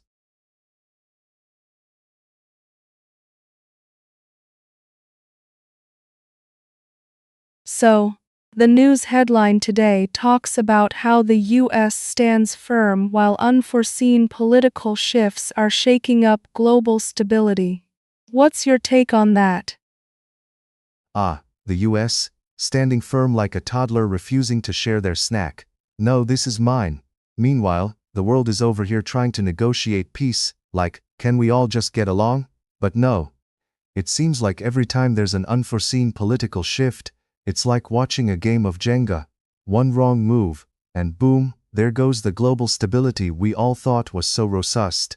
Seriously, it's like those geopolitical alliances are on a Tinder date, swiping left and right, based on which country has the best snacks and least drama. What do you think these political shifts mean for our relationships with other countries? Oh, it's like watching a soap opera, isn't it? Days of Our Lives, International Relations Edition. 1 minute, France and the US are best buddies, sharing baguettes and ideals, and the next, they're throwing shade like it's the latest TikTok challenge. These shifts mean that alliances can change faster than my Wi-Fi connection at the coffee shop. One moment we're all let's hold hands and sing Kumbaya. And the next, it's more like a backyard barbecue, where Aunt Edna shows up with a fruitcake nobody wants. Some might say this creates opportunities. Do you agree? Oh, absolutely. Opportunities are everywhere, like that mysterious sock that always shows up in the laundry, but never matches anything. I mean, sure, when political shifts happen, it's like the world is handing out business cards during a networking event gone wrong. Hey there, we used to be best friends, but now I'm with this new guy called Ego Trip. It's an excellent opportunity for someone to step in and play the hero. But just like in a superhero movie, you know somebody's going to trip over their own cape. How do you think the American public is reacting to these changes? Oh, they're reacting like a kid who just found out that the ice cream truck is out of their favorite flavor. Confused and a little angry. 1 minute, it's all high fives and America. Yeah. And the next, they're like, wait, who's in charge now? And why do I feel like I'm in a reality show called Survivor? Washington, D.C. edition? It's quite the roller coaster ride. And everyone's just holding on for dear life, screaming, laughing, and maybe crying a little, because who doesn't love a good soap opera mixed with a dash of chaos? Will these shifts impact the economy? Oh, you betcha. It's like a game of musical chairs where the music stops and nobody knows who just got booted out of the game. When political shifts happen, the economy reacts like a cat on a hot tin roof. One day, all stocks are up, and the next, they're plummeting faster than my motivation to go to the gym in January. Everyone starts clutching their wallets like they're the last bag of chips at a party. And before you know it, economists are furiously rewriting predictions as if they're cramming for a final exam. Lastly, what advice would you give to someone trying to navigate this unstable landscape? Advice in an unstable landscape? That's like trying to find a reliable GPS on a road trip with friends who insist on taking every scenic route. My best tip? Stay informed, but don't take it all too seriously. Grab your metaphorical life jacket because it's going to be a bumpy ride, and maybe brush up on your negotiation skills. You never know when you'll be invited to an impromptu summit over coffee, where someone's going to try to convince you that pineapple belongs on pizza. Always be ready for anything, and keep the sarcasm handy. It's the best survival tool out there.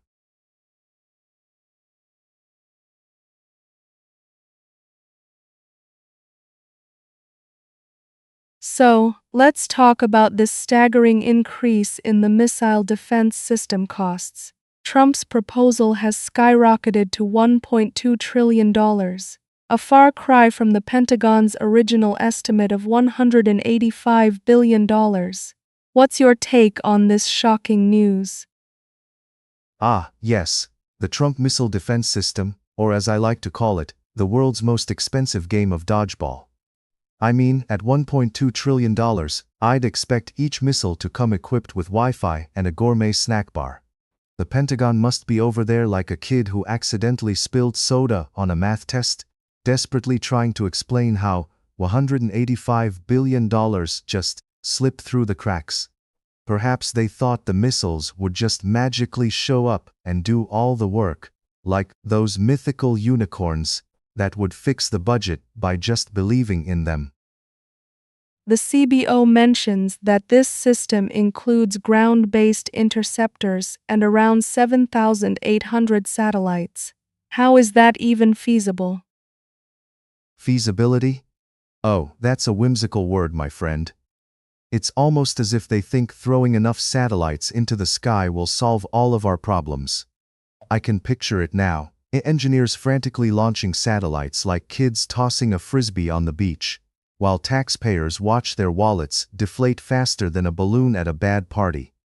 At this rate, we're one solar flare away from a very expensive game of space whack-a-mole. What do you think the implications of this massive budget will be on future military spending? Oh, you mean the never-ending cycle of military spending? It's like a hamster wheel for the Pentagon. For every dollar they decide to invest in this defense system, we might as well just tiptoe into the local grocery store and buy a carton of milk. Maybe they should consider the good old-fashioned way of defending a nation, you know? Like building a wall of pickles or duct taping the entire country. But what's more fun than buying shiny new gadgets when you can just inflate our national debt like a bouncy castle at a kid's birthday party? Do you think this will lead to improvements in actual defense capabilities, or is it just a flashy PR stunt? Improvements? Oh, that's a delightful thought. But let's be real. This feels more like a flashy PR stunt than a legit defense strategy. It's as if they want to impress us with the latest tech jargon and shiny gadgets, while our actual safety is left in the hands of a toddler with a remote control. You can almost hear the Pentagon executives high-fiving each other, saying, "If we throw enough money at it, surely it'll work." Given the scale of this expenditure, how do you think the public will react to the news? Public reaction? Oh, it should be a real spectacle. You know, like when people gather around to watch a slow-motion train wreck. I can practically hear the coffee shop debates now. $1 trillion here, $1 trillion there. It's just numbers, right? Meanwhile, I half expect people to start organizing protests, but only if it fits into their busy schedules of binge-watching reality TV and scrolling through social media.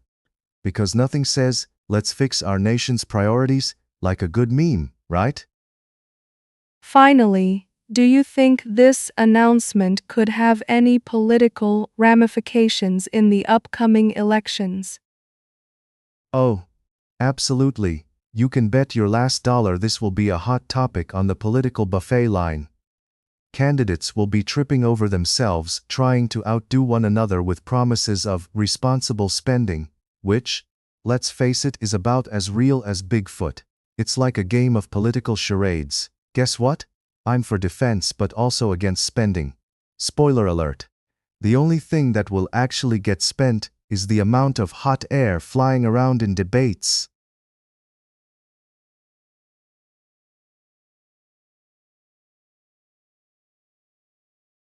What do you think about the shocking news of Vietnam rescuing 33 citizens deported by the U.S. amid global tensions? Oh, you mean like a global game of dodgeball, where the US tosses out its own citizens and Vietnam is there to catch them? It's like a dramatic soap opera but with more red tape. You know, it's funny how when one country says, "You don't belong here," another country is waiting with open arms, like a parent at a school play, ready to hug their kid after they trip on stage.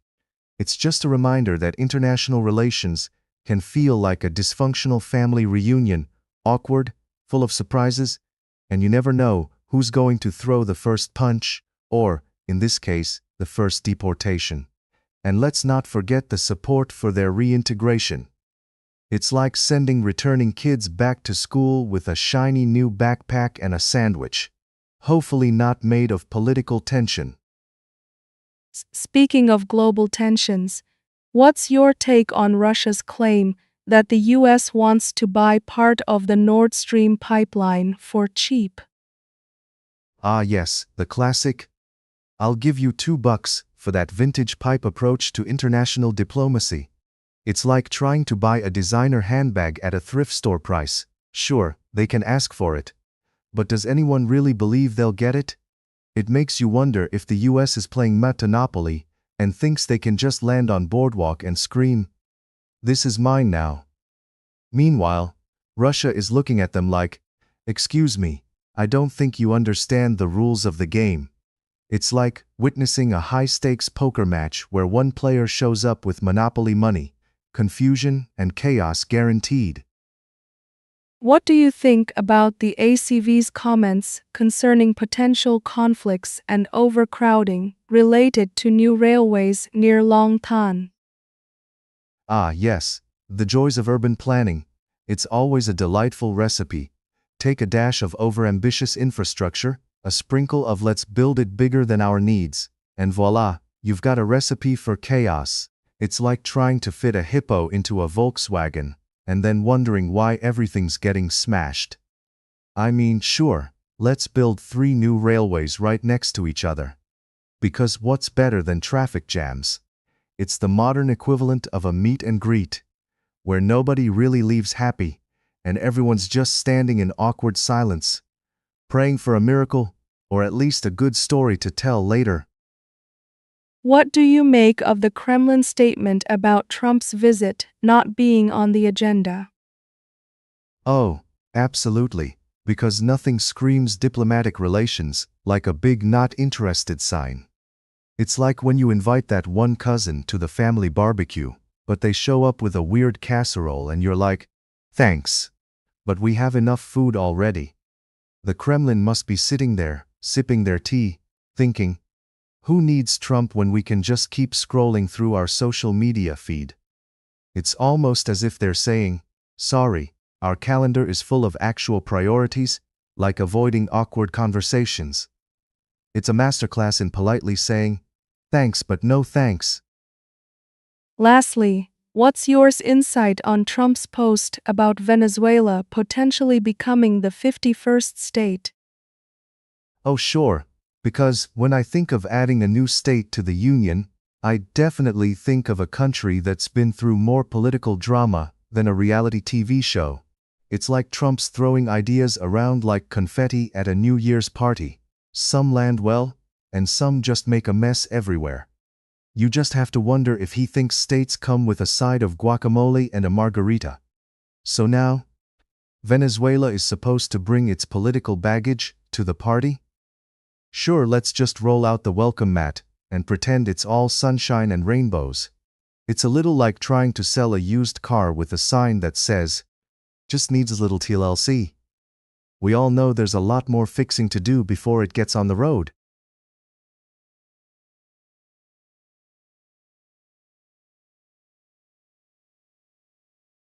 So, it looks like China's put out a few red lines for the US regarding Taiwan and democracy. What's the gist of that?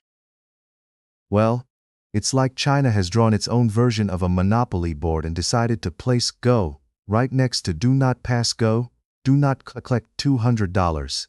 And they're looking at the US like, "You better not land on my properties." These 4 red lines are less of a polite request and more like a toddler yelling "no" while clutching their favorite toy. Taiwan, democracy, political systems, and development rights all can't be touched. Or we might as well just start sending out the diplomatic equivalent of smoke signals. What do you think the ramifications are if these red lines get crossed? Well, crossing those lines might as well be like trying to steal a cookie from a cookie jar with the sign "Beware of dog" plastered on it. Only in this case, The dog is a dragon, and it's not just a bark you should worry about. It's got some serious bite. If the US trips over one of those lines, especially on Taiwan, we could see a diplomatic crisis that makes the last family Thanksgiving look like a walk in the park. Thanksgiving, where Uncle Joe argues about politics while trying to stab the turkey with a fork. Do you think this stance from China could lead to any significant changes in US policy? Oh, absolutely. It's like when a toddler decides to go on a hunger strike until they get ice cream for dinner. The US might just find itself scrambling to adjust its playbook, throwing in a few new policies that sound impressive, but are really just rewrapped leftovers from last year's banquet. We might see some tap dancing around these red lines, complete with jazz hands, all while trying to keep the international community from booing the performance. How do you think the American public is reacting to this news?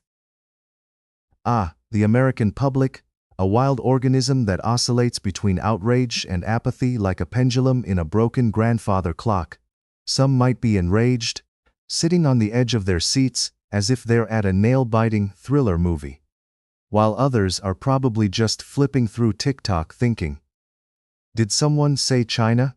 I'll just watch kitten videos instead." It's like trying to herd cats. Really, you'll get a few to pay attention to the news, while the rest are busy wondering if they should buy more avocado toast. What's the potential for conflict over these issues, do you think? Potential for conflict? Oh, it's lurking around like a raccoon in a dumpster. It's there, it's sneaky, and it might just pop out at the worst moment. If things escalate, we could see conflict that resembles a soap opera. Picture dramatic confrontations, dramatic headlines, and commercial breaks featuring politicians trying to sell us on a peaceful resolution. Like it's the latest diet fad. Just remember, unlike a soap opera, this one comes with no guarantees of a happy ending. Finally, how should leaders in both countries approach these tensions? Leaders should probably take a page out of a couple's therapy handbook. Except in this scenario, instead of discussing feelings, they need to engage in some serious back and forth about red lines and trade-offs. It's crucial to avoid shouting matches that sound more like a bad karaoke night than productive dialogue. A little humor wouldn't hurt, as long as they keep it tasteful, like trying to eat a salad while watching a horror movie. It's tricky, but if they can find common ground, they might just make it through without anyone getting burnt.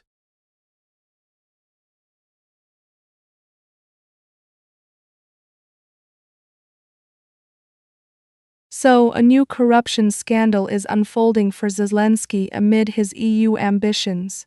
What's the latest on this situation?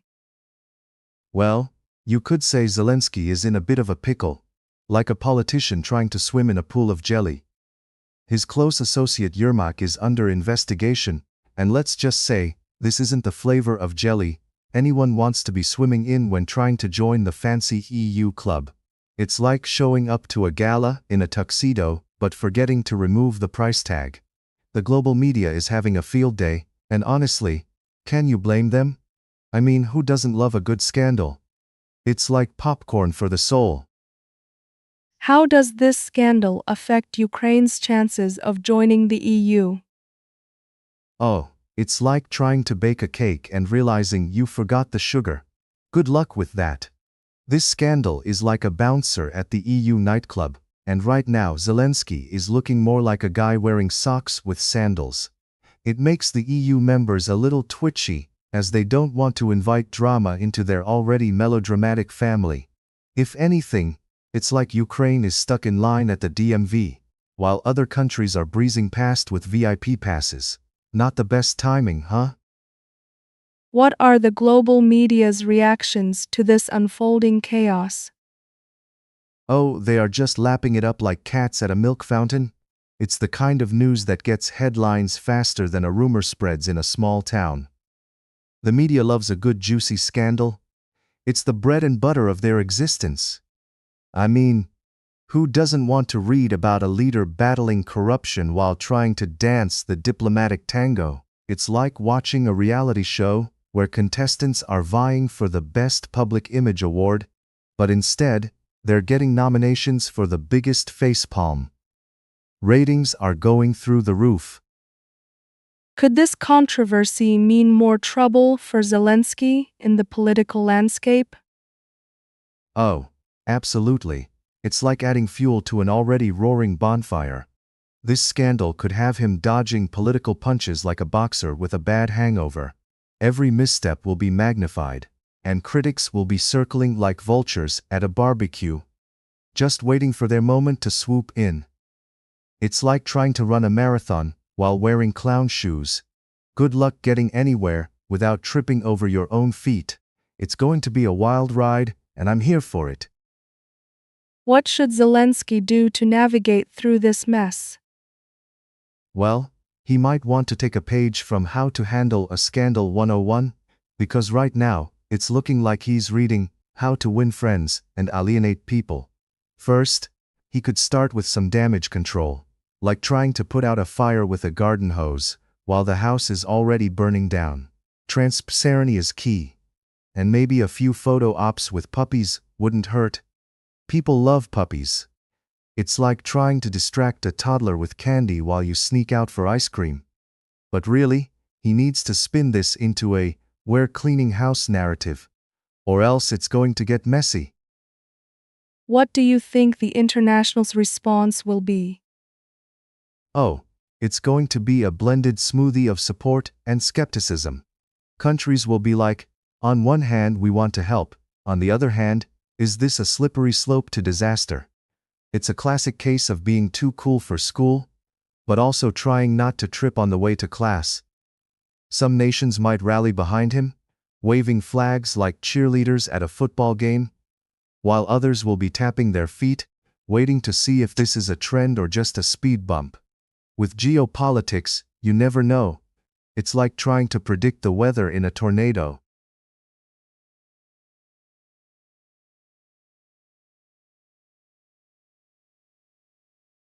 So, it looks like the Kremlin just dropped a bombshell, saying Trump's planned visit to resolve the Ukraine conflict isn't happening.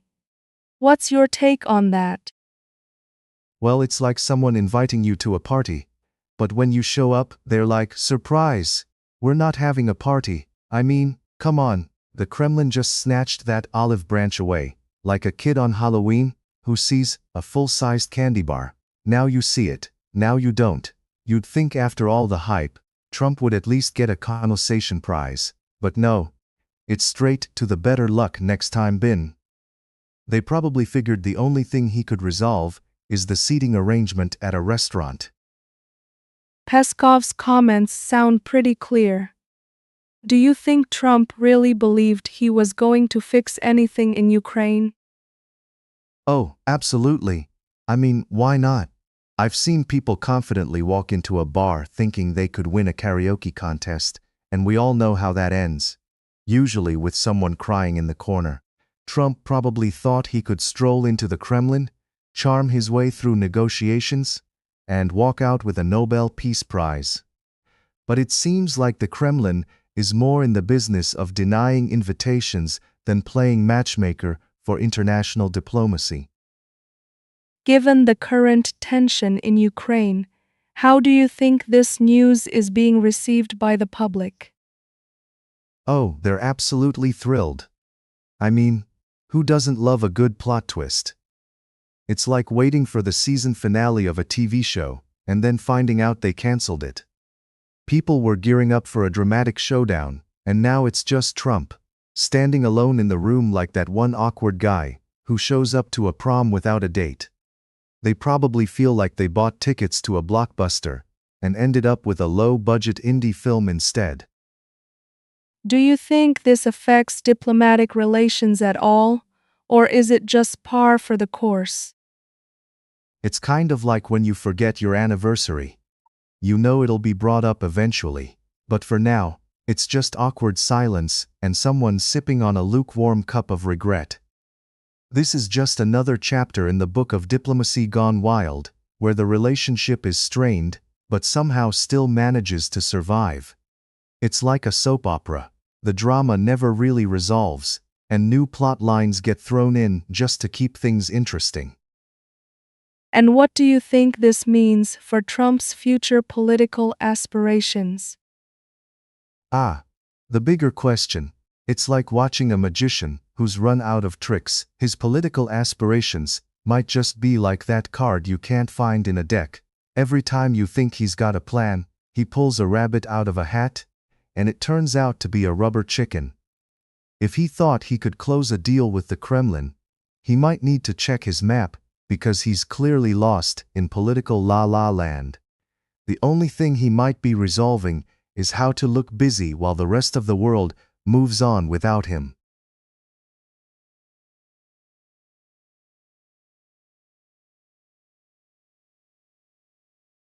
So, Dmitry Medvedev is throwing a little party for the West over the successful Sarmat missile test. What's your take on that? Yes, Dmitry Medvedev, Russia's very own cheerleader for nuclear armament.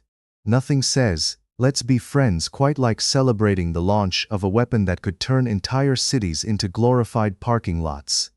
It's like him saying, "Congratulations, Western buddies. Your neighborhoods are now just a fancy target range." Honestly, it's almost heartwarming. If your heart is made of cold steel and has a countdown timer attached. What do you think this means for Western alliances? Well, if I were a Western ally right now, I'd be polishing my tin-foil hat and practicing my best duck and cover moves. Medvedev's celebration is like sending a giant "we're all friends here" postcard with a bomb on it. It's like inviting your neighbors over for a barbecue and then showcasing your extensive collection of explosives. I can practically hear the Western leaders now. Are we sure we want to keep them on our Christmas card list? But hey, alliances are like gym memberships. It's all fun and games until someone starts flexing. What kind of message does this send on the global stage? The message is crystal clear. We're playing chess while the rest of you are still figuring out checkers. While the West is busy discussing climate change and social issues, Russia is busy testing missiles that could potentially wipe us off the map. It's like Russia just inserted a cheat code into the global game of Monopoly, and now they're collecting all the properties, except, they're more likely to collect ashes and rubble instead. Looks like international diplomacy is taking a back seat to show and tell with nuclear missiles. Do you think this escalation is a sign of desperation or strength? Isn't that a classic case of choose your own adventure? On one hand, you have Medvedev waving his missile like it's a shiny new trophy, which could mean he's feeling powerful. On the other hand, it's also a bit like a kid trying to prove he's cool by showcasing his latest Lego set, just a tad insecure, right? So, do chalk it up to strength or sheer panic. For all we know, they might just be compensating for lack of anything even mildly impressive, like a solid economy or a decent cup of coffee. How do you see the response from the West shaping up after this? I imagine it'll be like watching a bunch of cats trying to act nonchalant in front of a dog. We'll see a lot of hissing and puffed up chests, but ultimately, the West is probably going to be pragmatic about it. They might issue some sternly worded tweets, throw a few sanctions around like confetti, and then return to business as usual. After all, it's not like you can put a stop to the parade of posturing without a few parade floats.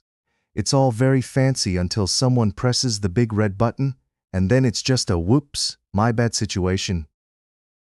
Any final thoughts on Medvedev's playful remarks? Oh, just a classic case of diplomatic sarcasm wrapped in a nuclear bow. It's like watching a master class in passive-aggressive behavior from a country that insists it's all about peace while simultaneously pointing missiles at your backyard. Medvedev's idea of camaraderie sounds about as comforting as a warm hug from a cactus. So, cheers to you, Dmitri. May the missile tests continue to bring us closer together. Until someone accidentally trips over the launch button, of course.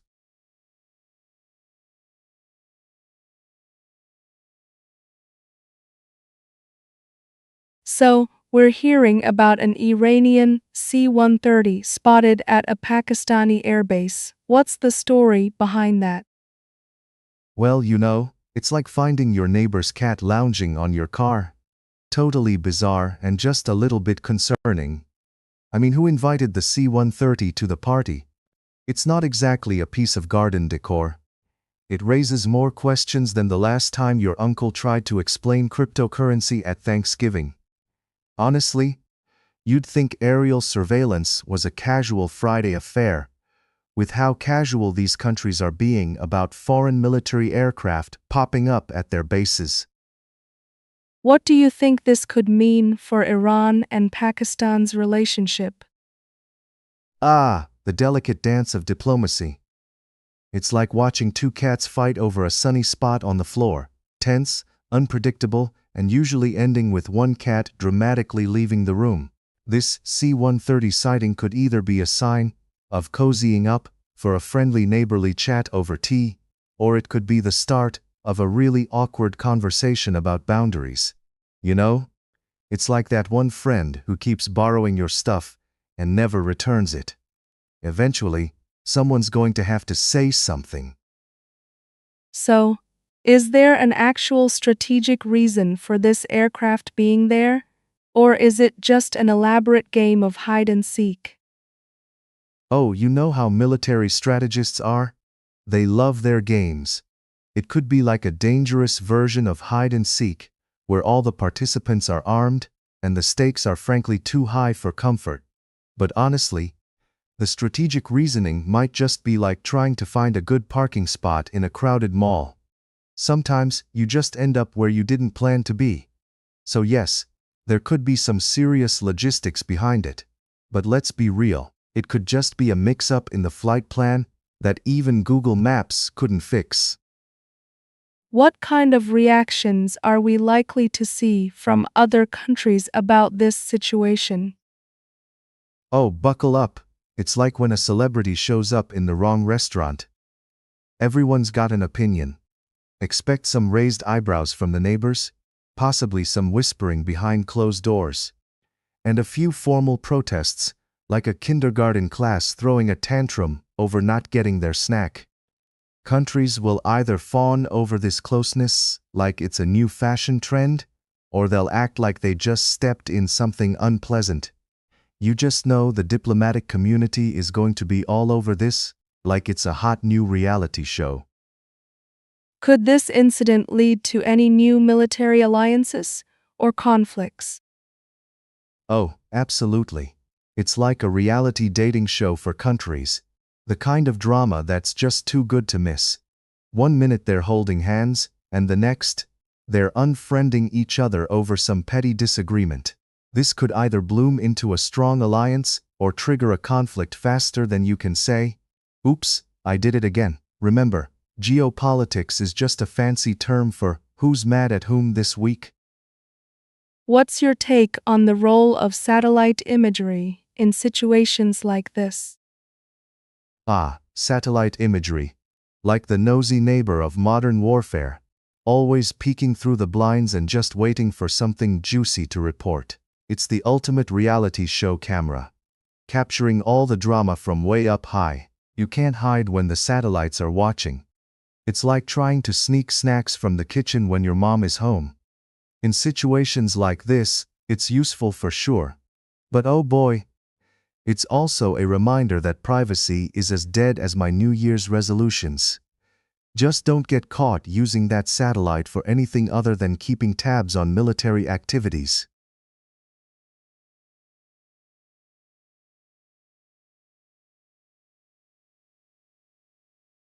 So, it seems like Cuba is denying any knowledge of this $100 million aid proposal from the United States. What's your take on that? Ah, yes, Cuba's denial is louder than a toddler refusing to eat broccoli. According to their foreign minister, Bruno Rodriguez, it's like someone claiming they offered to sponsor a family vacation to Disneyland, but the family is like, we didn't even know we were going on a trip. I mean, who wouldn't want a cool $100 million? They probably imagine it as a piñata that just never got swung at. So, does Washington have a magic wand they're waving around or what? Because, from where Cuba's standing, that proposal is just a fairy tale, without a single fairy in sight. Rodriguez mentioned that they want to know how exactly this aid would be delivered. What do you think he's getting at? The classic question of logistics. It's like asking your friend how they're planning to cook dinner when they just said they'll bring food. Rodriguez is probably wondering if the US plans to parachute cash over Havana, or if they're sending over a fleet of cargo ships filled with US flags and hot dogs. You know, just typical Friday night vibes. And honestly, who wouldn't love to know if that $100 million is coming packaged like a Christmas gift, or if it's just another case of the check is in the mail? It's one thing to offer help, it's another to do it in a way that doesn't sound like a poorly executed magic trick. Rodriguez seems to think the U.S. is lying about the whole thing. Is that a reasonable assumption? Oh, absolutely. It's like claiming you saw a unicorn at the grocery store. It just begs for a raised eyebrow and a sure Jan. When the US throws out figures like $100 million, it's almost like they're trying to lure Cuba into a game of financial charades. So, Rodriguez's assertion that there's no mermaid in this tale? Well, that's probably the most grounded perspective one can have. It's like expecting a pot of gold after a rainstorm, and then finding out it's just a puddle of murky water instead. What do you think would be the U.S. intention behind this proposal if it were real? Well, if the proposal were real, I suspect it would be like a date where one party shows up with roses, but then reveals it's actually a business meeting. Maybe it's to show off how generous they are, while simultaneously keeping an eye on their neighbor's yard. Kind of like handing out free Wi-Fi but installing hidden cameras. One can only speculate the actual motives. Is it about goodwill, or is it just another episode of political drama where everyone has a different script? In any case, I hope they get the aid mix-up sorted out before it turns into a soap opera. What does this whole situation say about U.S.-Cuba relations in general? U.S.-Cuba relations have always been a bit like a long-distance relationship with lots of awkward silences and occasional misunderstandings. This whole episode just highlights the haze of mistrust hanging over the two countries. It's like they both rolled up to the party dressed as friends, but can't quite figure out whose turn it is to buy the drinks. With Cuba saying, "Thanks, but no thanks," it's clear they're not biting the bait to keep up appearances. The whole charade is like two exes trying to figure out who gets custody of the cat. Spoiler alert, the cat is probably hiding under the couch.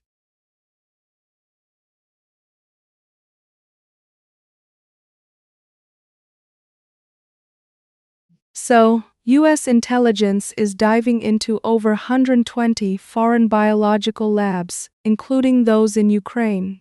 What do you make of this shocking news?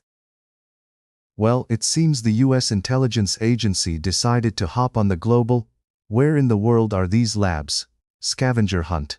You know, like a twisted version of Pokemon Go, but instead of catching cute monsters, they're hunting down potential bioweapons. It's a little alarming if I'm being honest. I mean, who knew that lab safety was so trendy?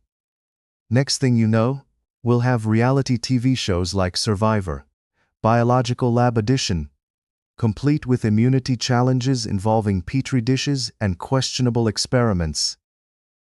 What do you think the implications of this investigation are for international relations? Well, nothing says, "We trust you," like a surprise investigation into your science labs, right? It's like showing up at a friend's house unannounced because you suspect they might be hiding an underground lair for villainous experiments. Or worse, a shrine dedicated to pineapple on pizza. The implications could be pretty serious, though.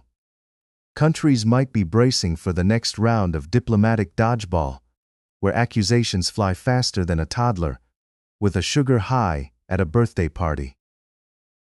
Is this investigation something to really worry about? Or is it just another day in the life of global politics? Oh, it's definitely just another Tuesday. In the wacky world of international politics, this is about as shocking as discovering that the sun rises in the east. Sure, biological labs can be a bit spicy, but let's be honest. Worrying about them could be a full-time job, and who has time for that with all the cat videos on the internet? I mean, if you're not worried about your neighbor's toaster potentially being a spy device, should you really be focusing on foreign labs? What do you think the specific research mentioned could entail? Oh, you bet this research is as intriguing as the plot of a daytime soap opera. We might be talking about anything from studying the mating habits of space germs to concocting the next superbug that could outsmart the average human. Because clearly, what we need is more pests swarming around. It's like a science fiction buffet, and we're all just sitting here, forks in hand, trying to decide which dish might take us out next. Makes you wonder if they have a lab where they're just testing how much coffee it takes to keep a scientist awake during all this, right? Do you think the public has a right to know about these investigations? Absolutely. The public deserves to know what kind of shady science is happening behind closed doors. It's like going to a restaurant and being told the special is mystery meat without any further explanation. Please, tell us what we're eating. But of course, with the level of attention this gets, I can already hear conspiracy theories blossoming like weeds in a garden. People will start connecting the dots between these labs and everything from Bigfoot to the Loch Ness Monster. Because why not? Who doesn't love a good plot twist? Any final thoughts on how this might change perceptions about biological research? Well, it's bound to turn the public view into a cautious cocktail of intrigue and paranoia. Picture this: a person at a dinner party casually mentioning how they trust science, only for the conversation to spiral into a full-blown discussion about how they might be giving their DNA to the government without even knowing it. It's like when your friend claims they're just a little bit into conspiracy theories, but shows up at brunch with a tinfoil hat. This investigation could either promote transparency in research or turn us all into germaphobes who won't go near a petri dish, even at a science fair.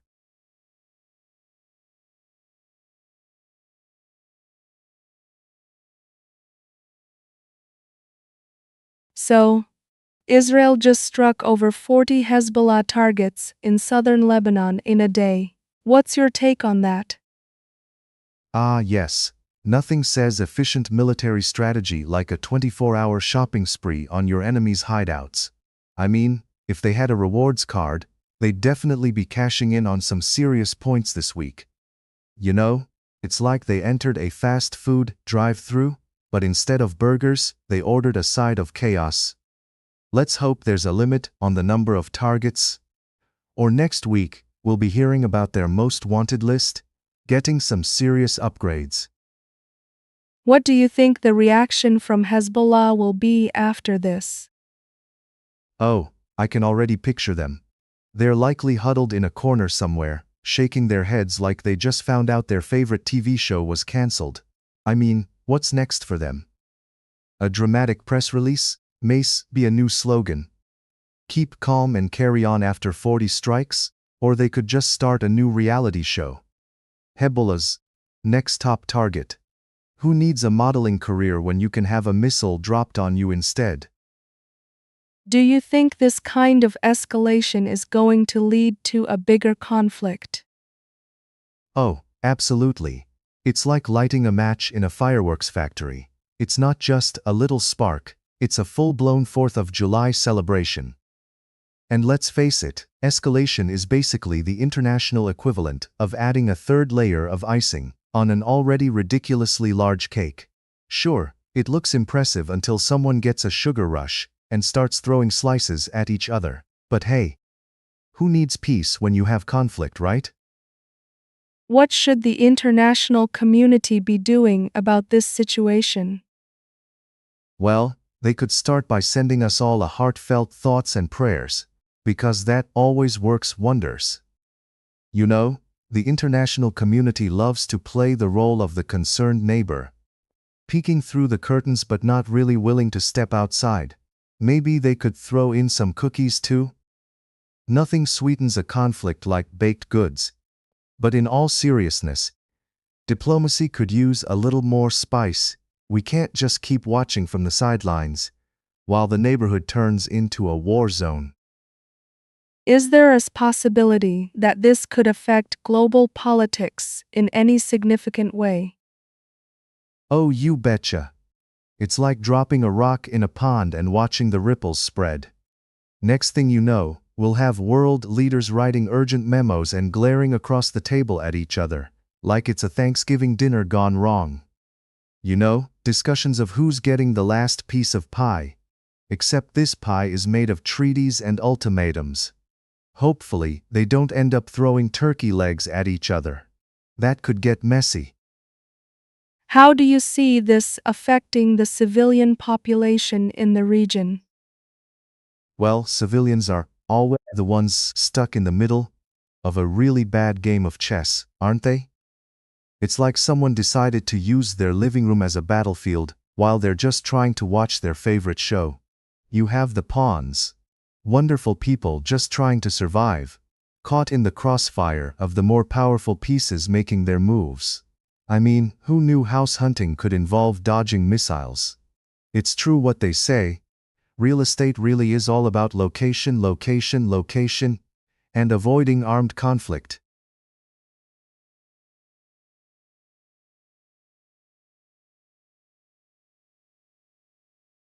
So, it seems Israel's drones are at it again, striking a vehicle after their initial assault. What's your take on this escalation? Well, you know what they say, when in doubt, send in the drones. I mean, who needs diplomatic negotiations when you've got a whole fleet of flying robots programmed for chaos? It's like upgrading from a regular remote to one of those fancy universal remotes that barely work, but now with missiles. Escalation in conflict? More like escalation in drone enthusiasm. I'm half expecting to see drones delivering pizza in the middle of this. Sorry for the delay, we're busy enforcing democracy one drone strike at a time. Do you think there's a strategy behind these consecutive strikes? Or is it just chaos? Oh, it's definitely a strategy. It's the let's play tag with military hardware tactic. They've probably got a hierarchy. First, you jab with the drones, then you sit back and see if anyone wants to play nice, or if they just want to escalate. It's like watching kids in a sandbox. Someone throws a shovel, and suddenly it's a full-on mud fight. And let's be honest, who doesn't love a good drone duel? It's the new version of a high school rivalry, just with less angsty music and more explosions. How should the international community respond to this situation? The international community, global leaders in the art of finger-pointing and head-shaking. Their response typically follows the 3 stages of grief: denial, anger, and then they just sort of shrug and go back to their brunch. It's like watching a game of dodgeball, except no one wants to get involved because they know they'll just get hit with the emotional fallout. I mean, why do something when you can just issue a strongly worded tweet, right? That's the new diplomacy. Each tweet is like a glass of water thrown on a 5-alarm fire. So refreshing. With tensions rising, what are the potential consequences of these actions? Consequences? Oh, let me count the ways. Think of it like stepping on a rattlesnake's tail while blindfolded. It's not going to end well. We could see everything from heightened military action to diplomatic tête-à-tête, that resemble a bad improv comedy show. You've got countries throwing pop quizzes at each other's military capabilities, and just like high school, someone's bound to fail. It could either escalate to a whole new level or, someone might actually remember how to play nicely. But let's be real, that's about as likely as finding Wi-Fi in the middle of the Grand Canyon. What are your thoughts on the use of drones for military operations in general? Drones, the unsung heroes of modern warfare, or the villains, depending on which conspiracy theory you subscribe to. It's like having the ultimate tool in a handyman's toolbox, but instead of fixing a leaky faucet, you're blowing things up from a safe distance. It's amazing how we've advanced from sending soldiers into battle to sending little flying robots. Just think about it. No more boots on the ground, just a bunch of high-tech toys battling it out. If drones could only make coffee, they'd be perfect. Instead, here we are, arguing about ethics while sipping our ethically sourced lattes. Honestly, if one of them could just deliver me a latte without the conflict, I might just reconsider my stance. What's next for Israel in this conflict? Oh, what a loaded question.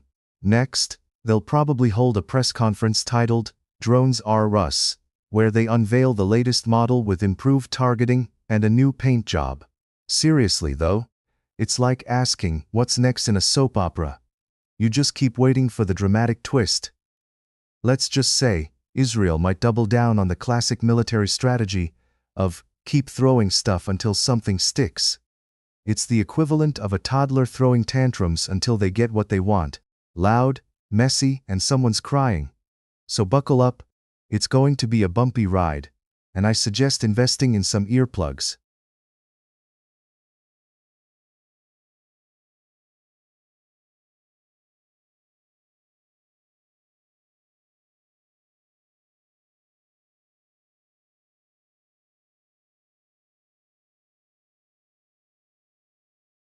So, can you give us a rundown on what happened with the White House X account and those crazy interns?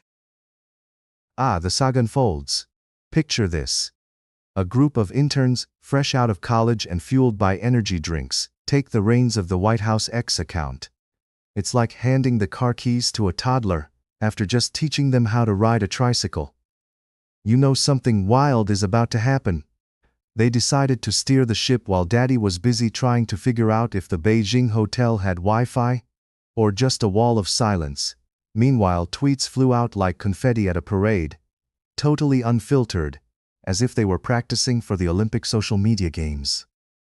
You could hear the collective gasp of every communications director in Washington as they held their breath, praying for some semblance of dignity.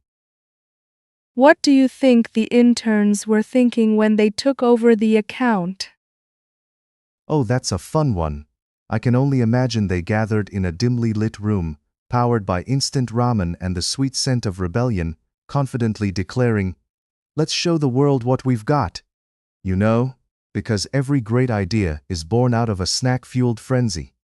It's like giving a cat a laser pointer and expecting it to play it cool. Instead, you just get chaos. They probably thought, this is our chance to finally make the government cool again. Spoiler alert. It's harder than it looks when your boss is snoozing on a plane halfway across the world. What implications do you think this has for the White House's social media strategy? Oh, it's a wild ride, isn't it? Imagine the White House social media strategy as a well-oiled machine, until a bunch of interns show up, and suddenly it's more like a roller coaster, built by someone who forgot their glasses. Their idea of strategy is probably a meme generator and unlimited access to GIFs. I can just picture it now. Let's just tweet whatever comes to mind because, hey, how bad could it be? It's like letting kids run a lemonade stand, sweet but with a sprinkle of chaos. The folks in charge must be sweating bullets, wondering if they should start looking for a how to manage your interns manual or just a meditation app. What does this say about the current political climate and leadership? Ah, the political climate? Like a science experiment gone wrong. You know, it's that lovely mix of confusion, excitement, and a hint of impending doom. When you've got interns running amok on the official accounts, it makes you wonder if the grown-ups are really in charge, or if they've just decided to take a permanent sabbatical. It's almost like when the captain of the ship leaves to find himself and hands over the steering wheel to a bunch of enthusiastic sea monkeys. Sure, they're excited, but let's not forget the raging sea of public opinion out there. It's comedy gold, really. Nothing says leadership like handing over your communications to a group that still needs permission to stay out past curfew. How do you think this situation affects public perception of the current administration? Oh, it's bound to send public perception into a spiral, and not the fun kind you'd find at an amusement park. People might be scratching their heads, wondering if we've just stepped into a sitcom rather than real governing. I mean, who doesn't love a little political theater? But when the jokes come from the interns who think they're auditioning for a Netflix show, well, it creates a fine line between comedy and tragedy. It's like watching a car crash in slow motion. You can't look away, but you're also thinking, this is the next season of reality TV, right? With every tweet, the public's probably asking themselves, are we being governed or entertained? Spoiler alert. It's all a little too close to a chaotic game show for comfort. What advice would you give to those interns if you could talk to them right now? Well, if I could talk to those eager little sponges, I'd probably start with a gentle reminder that the internet is like a buffet. Just because it's there doesn't mean you should pile your plate high with everything.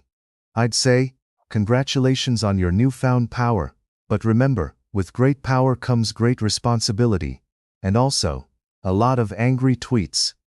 Maybe throw in a friendly tip about fact-checking statements or, not tweeting anything that could end up on the evening news with the words scandal and intern in the same breath. Keep the humor, sure, but use it wisely, unless you're aiming for a career in stand-up comedy, because then, by all means, go ahead.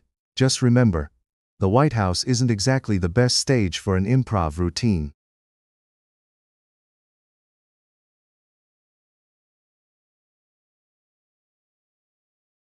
So, Austria is deploying fighter jets to deal with U.S. reconnaissance aircraft violating its airspace. What's going on there? Ah yes, the great international game of hide and seek, where one side brings fighter jets and the other shows up in their mom's old reconnaissance plane. It seems Austria decided that their airspace was not just a free buffet for U.S. planes to come and snack on. They whipped out the Eurofighters faster than I whip out my phone when I see a bad haircut. And seriously, who knew Austria has fighter jets? I mean, I always thought they were just busy making schnitzels and composing symphonies. Why do you think the U.S. was flying those reconnaissance planes over Austria in the first place? Well, you know how it is. Gotta keep tabs on everything from UFOs to the latest schnitzel recipes. Maybe the US was searching for the secret to Austria's chocolate obsession. I can just picture them saying, let's poke around over there and see if we can find their treasure trove of pastries. Of course, Austria wasn't having it.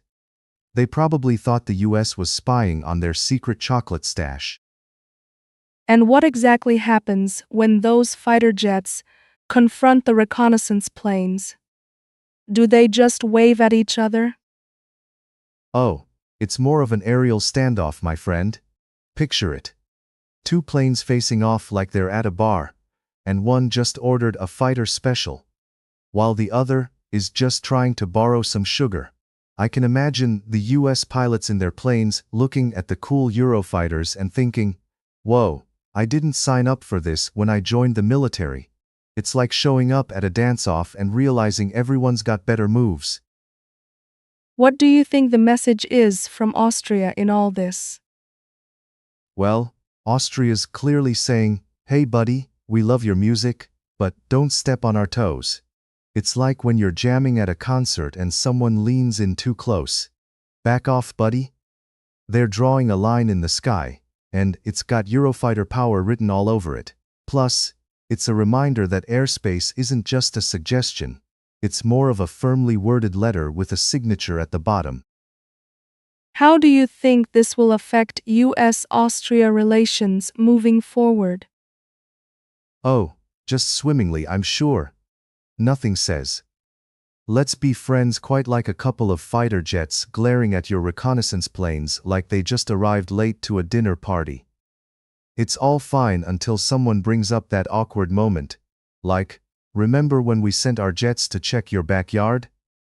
I can't wait for their next diplomatic meeting, when over coffee, they'll try to avoid eye contact and just pretend everything's normal. What's next for Austria in dealing with airspace violations? Well, I'd say they might consider a sternly worded letter, or possibly upgrading their air defense system with the latest in Swiss cuckoo clock technology. But who knows? Maybe they'll just start handing out no trespassing signs in the sky. Here's a friendly reminder. We take our airspace as seriously as we take our coffee breaks.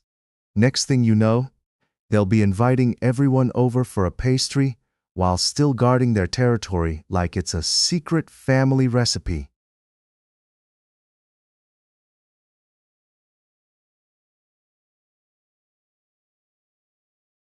So, the latest news is that US intelligence has revealed Iran operates 90% of its underground missile facilities. What do you make of that? Well, isn't that just the cherry on top of the geopolitical sundae? I mean, who would have thought that countries in the Middle East would have a knack for keeping their missile facilities as hidden as my neighbor's Wi-Fi password? 90% operational is like finding out your favorite restaurant is secretly a 5-star Michelin spot rather than that greasy diner you thought it was. And let's be honest, how many times can we hear it's all under control before we start wondering if they're just good at playing hide and seek with really dangerous toys?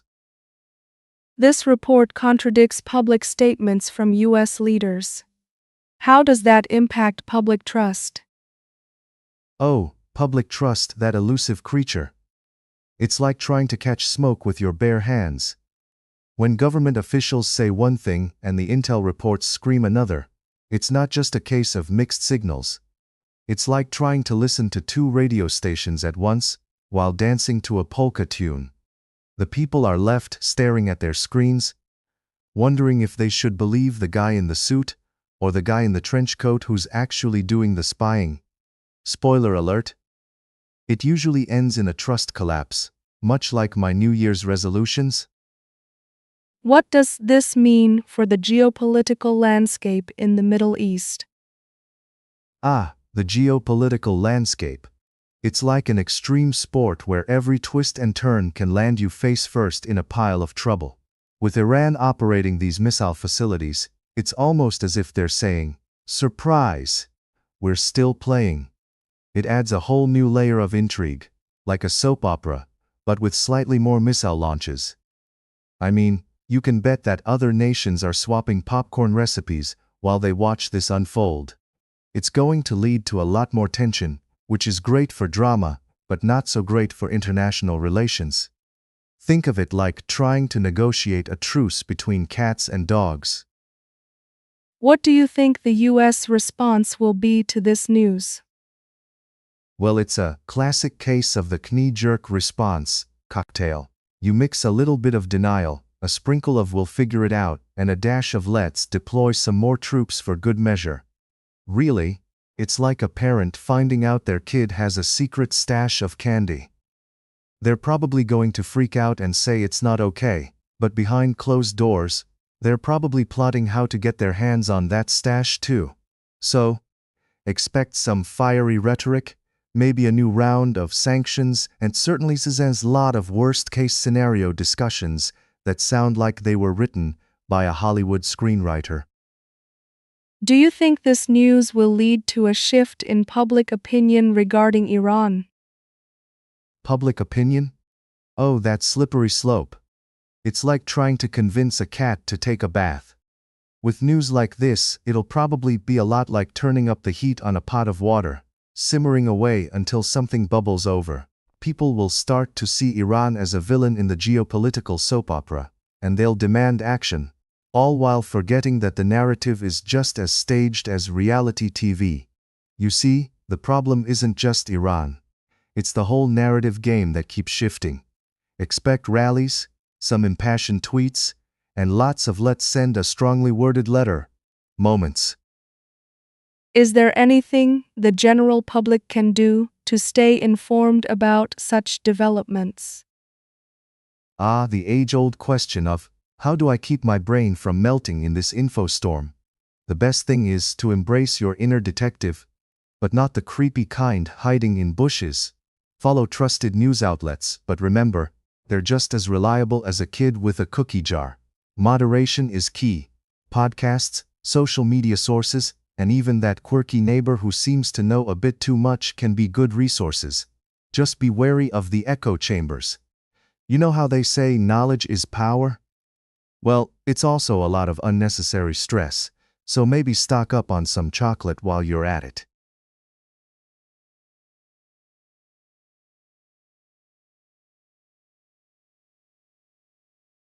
So, Trump has promised a dazzling transformation of the reflecting pool. What do you think he means by that? Ah yes, the reflecting pool, where dreams go to take a dip and selfies flourish like weeds in a garden. When Trump talks about a dazzling transformation, I can only imagine a concoction of glitter, disco balls, and perhaps a synchronized swimming team performing the Macarena. Because nothing says sophisticated reflection of democracy like a pool that looks like it's been dipped in fairy dust and neon lights. Next thing you know, it'll be a dance floor for politicians trying to break a world record in moonwalking. Do you think the public is actually excited about this transformation? Excited? Oh, they're thrilled. I mean, who wouldn't be overjoyed at the prospect of a glitzy reflecting pool? It's like getting a new coat of paint on a rusty old car. You're still stuck with the same clunker, but at least it looks fabulous while it wheezes down the highway of mismanagement. It's like they say, a shiny pool is worth 1,000 tweets. Well, maybe not, but it sure makes for a great Instagram backdrop for politicians who need to distract you from actual issues. What kind of changes do you think we might see? Well, if we're going to give that pool a makeover worthy of a reality TV show, I'd expect fountains that shoot water in sync to the latest pop hits, floating gardens of plastic flamingos, and a perimeter lined with gold-plated benches for all the people who will probably never sit there. It might even come with a complimentary life coach who specializes in boosting the morale of water. Because why not, right? It's all about keeping up appearances while the world sinks like a bad ship. Is this kind of project a priority in today's political climate? Oh, absolutely. I mean, why focus on things like healthcare or infrastructure when you can have a sparkling pool? It's like choosing to build a giant statue of yourself instead of fixing the potholes on your street. In the grand scheme of things, spending your time and money on making a pool shine like it's hosting a prom night is definitely a top priority. If it sparkles enough, maybe people will forget the countless other issues that have been sinking like stones. Just slap some glitter on it, and voila, problem solved. Could this transformation have any unexpected consequences? Oh, most definitely. Just imagine the chaos when people start getting distracted by all that glimmering water. We could end up in a situation where tourists are trying to take selfies with the pool instead of actually being informed citizens. You know how it goes. Look at this beautiful reflecting pool, while the country's business is done in the back room, like it's a game of Monopoly, with the rules tossed out the window. Maybe the only reflection we'll end up seeing is that of people too busy floating their selfies instead of their concerns. How do you think the press will cover this transformation? Oh, you know the press will cover it like it's the second coming of the Renaissance. Behold the reflecting pool, now with 50% more sparkle. They'll probably have dedicated segments just for the reveal, complete with dramatic music and slow-motion shots of water droplets glistening in the sun. It'll go from a simple body of water to the celebrity of the year, making headlines while real issues are quietly tucked away like unwanted toys in a closet. And in the end, let's be honest, the reflecting pool might just turn out to be the only thing that's truly reflecting anything.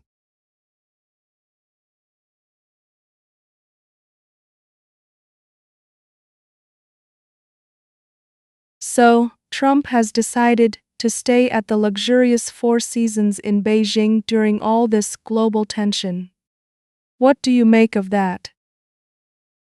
Oh, it's like going to a five-star buffet while the world's on fire outside, isn't it? I mean, who wouldn't want to sip overpriced lattes while international relations melt down like ice cream in the sun? It's refreshing, really. While the rest of us are frantically checking Twitter for the latest crisis updates, he's probably lounging by the pool, contemplating whether the duck à l'orange is better than the Peking duck.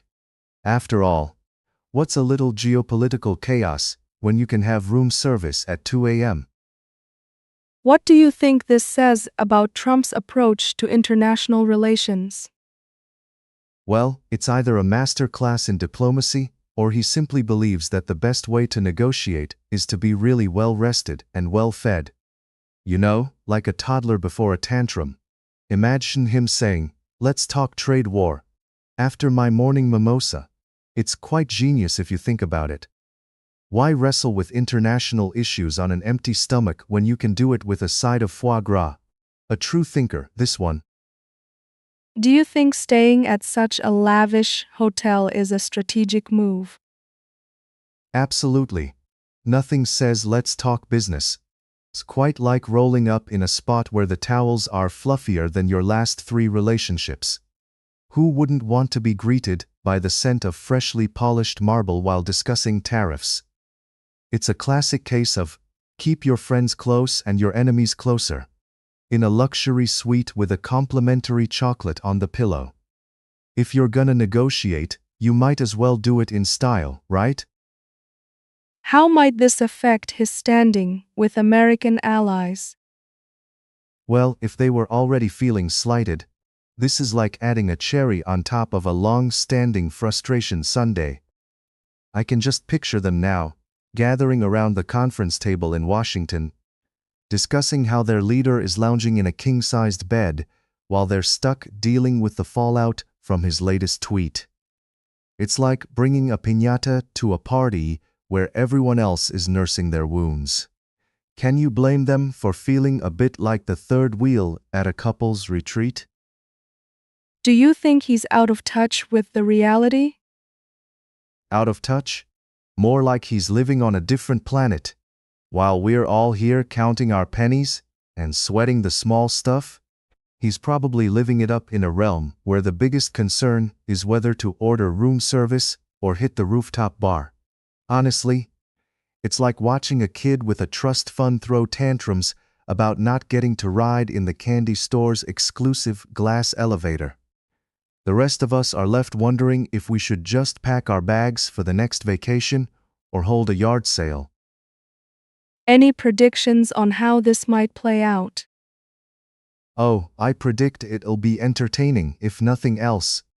Picture this: while he's sipping cocktails and discussing world issues, someone spills the beans about a trade deal gone wrong. Cue the scramble for the exit or the classic, "I'll Twitter my way out of this" moment. It's like waiting for the next episode of your favorite soap opera. You know there's going to be drama, just not who will be crying into their pillow at the end of it all.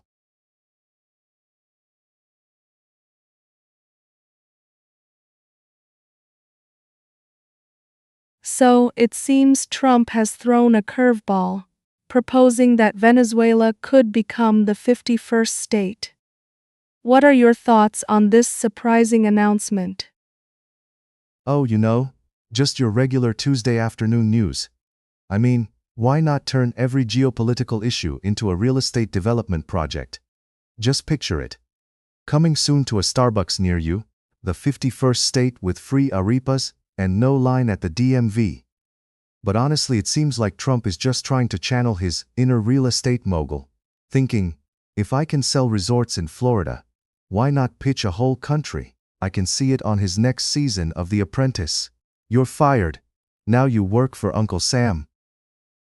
Venezuela's interim president, Delcy Rodriguez, wasn't too thrilled about the idea.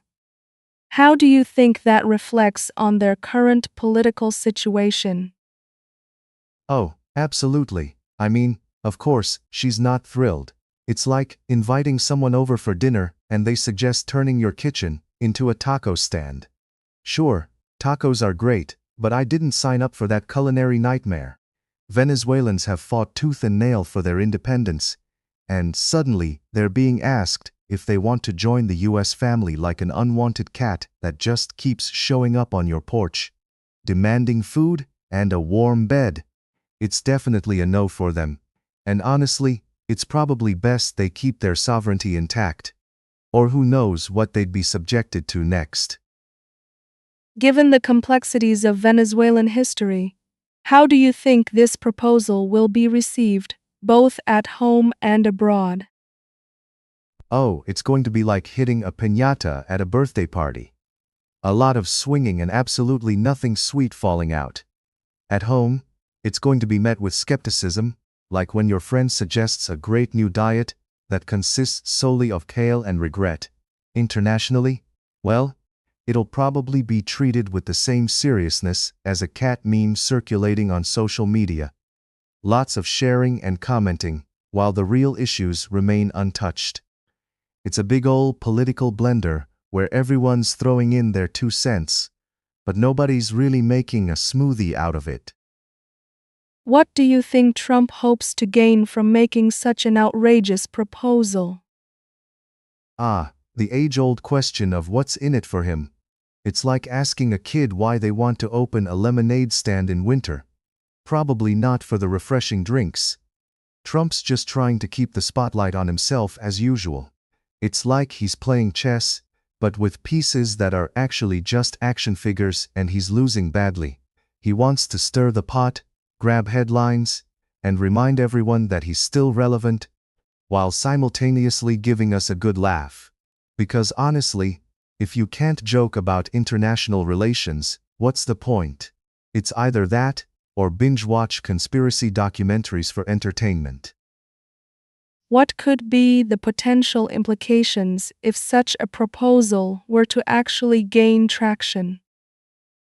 Well, if it gains traction, we might as well start stocking up on popcorn, because it would be one heck of a show. Imagine the chaos of trying to integrate a country, battling its own challenges into the US. It'd be like trying to add an extra scoop of ice cream on top of an already overflowing sundae. Personally, I think the implications would be cataclysmic. You'd see protests, international eye rolls, and probably a lot of bureaucratic red tape tangled up like last year's Christmas lights. It's like the Wild West all over again, but instead of cowboys, we'd have lobbyists, and instead of cattle rustlers, we might have real estate developers. The only thing certain would be uncertainty. In light of this situation, where do you think the relationship between the US and Venezuela stands right now? Oh, it's about as stable as a one-legged chair at a dance competition. The relationship has been shaky for years, like a bad marriage where both parties are just waiting for the other to make the first move. Yikes! With Trump's proposal, it's like he's trying to reignite that spark by suggesting they go on a vacation together. But let's be honest, this isn't a rom-com. It's a complex relationship where misunderstandings abound and trust is lacking. So the relationship will likely continue to be a thrilling roller coaster ride, complete with ups, downs, and a whole lot of screaming.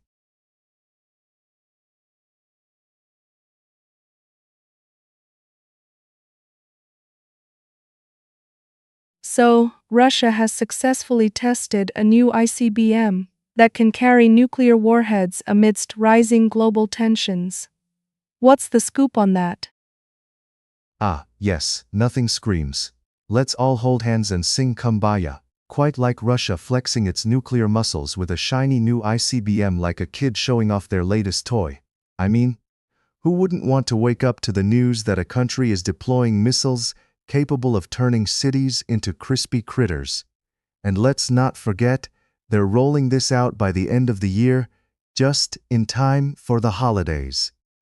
Nothing says Merry Christmas like a ballistic missile testing program.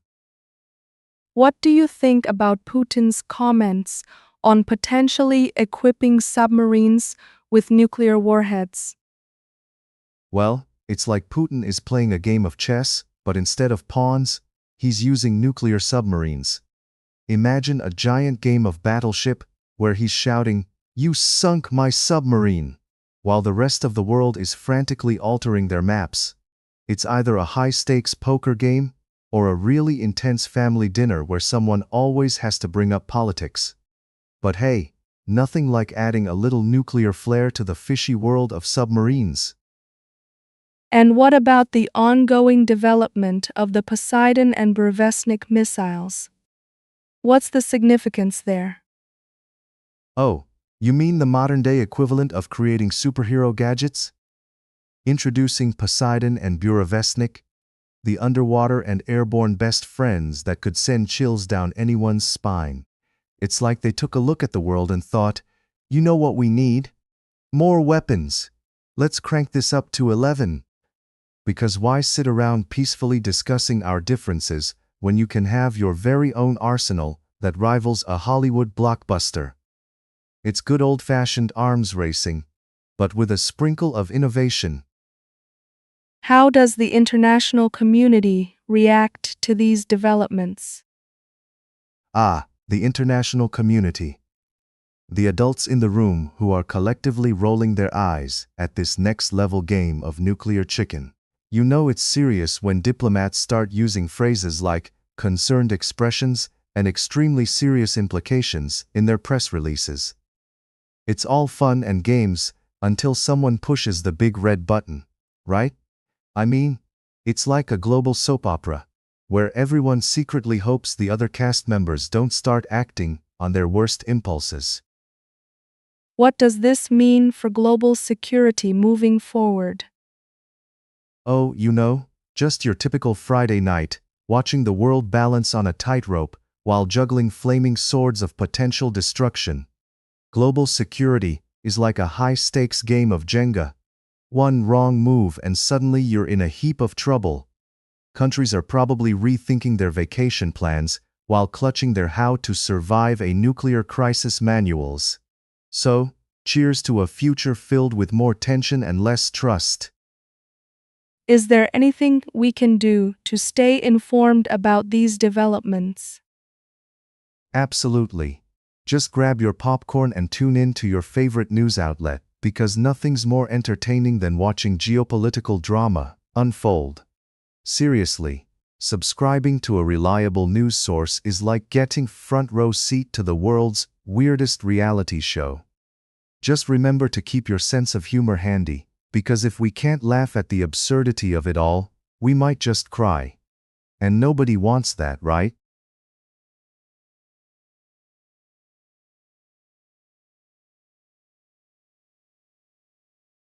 So let's dive into this bizarre incident where a train derailed in Belgorod after a mysterious explosion on the tracks.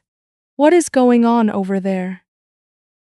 Ah, the good old days of train travel, where the most excitement you got was the smell of stale popcorn and the occasional seatmate who thinks personal space is a myth.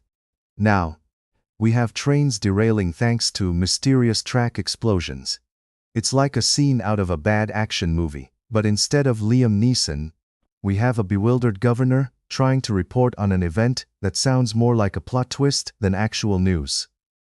One woman got injured, bless her heart. I mean, when you think of train adventures, getting injured in a bizarre explosion probably wasn't on her bucket list.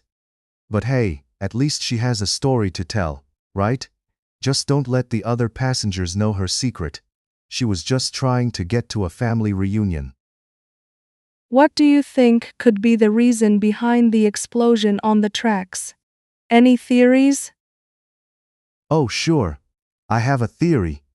Maybe it was a disgruntled piece of track that finally snapped under the pressure of being always ignored by the shiny trains that just glide over it. Or perhaps it was the result of an intense argument between the tracks.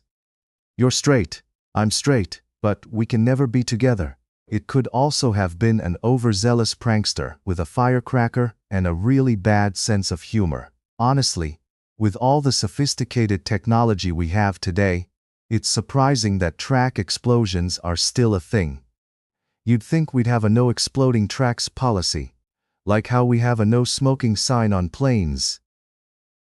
What do you think the reaction of the local authorities was following this incident? The local authorities must have had a field day. Well, we could have just had a boring day in the office, but guess what? A train exploded. Let's call in the cameras and prep a press release. I can just see them in a huddle, throwing around ideas for a catchy slogan, Belgorod, where the tracks are hot. I mean, can you blame them?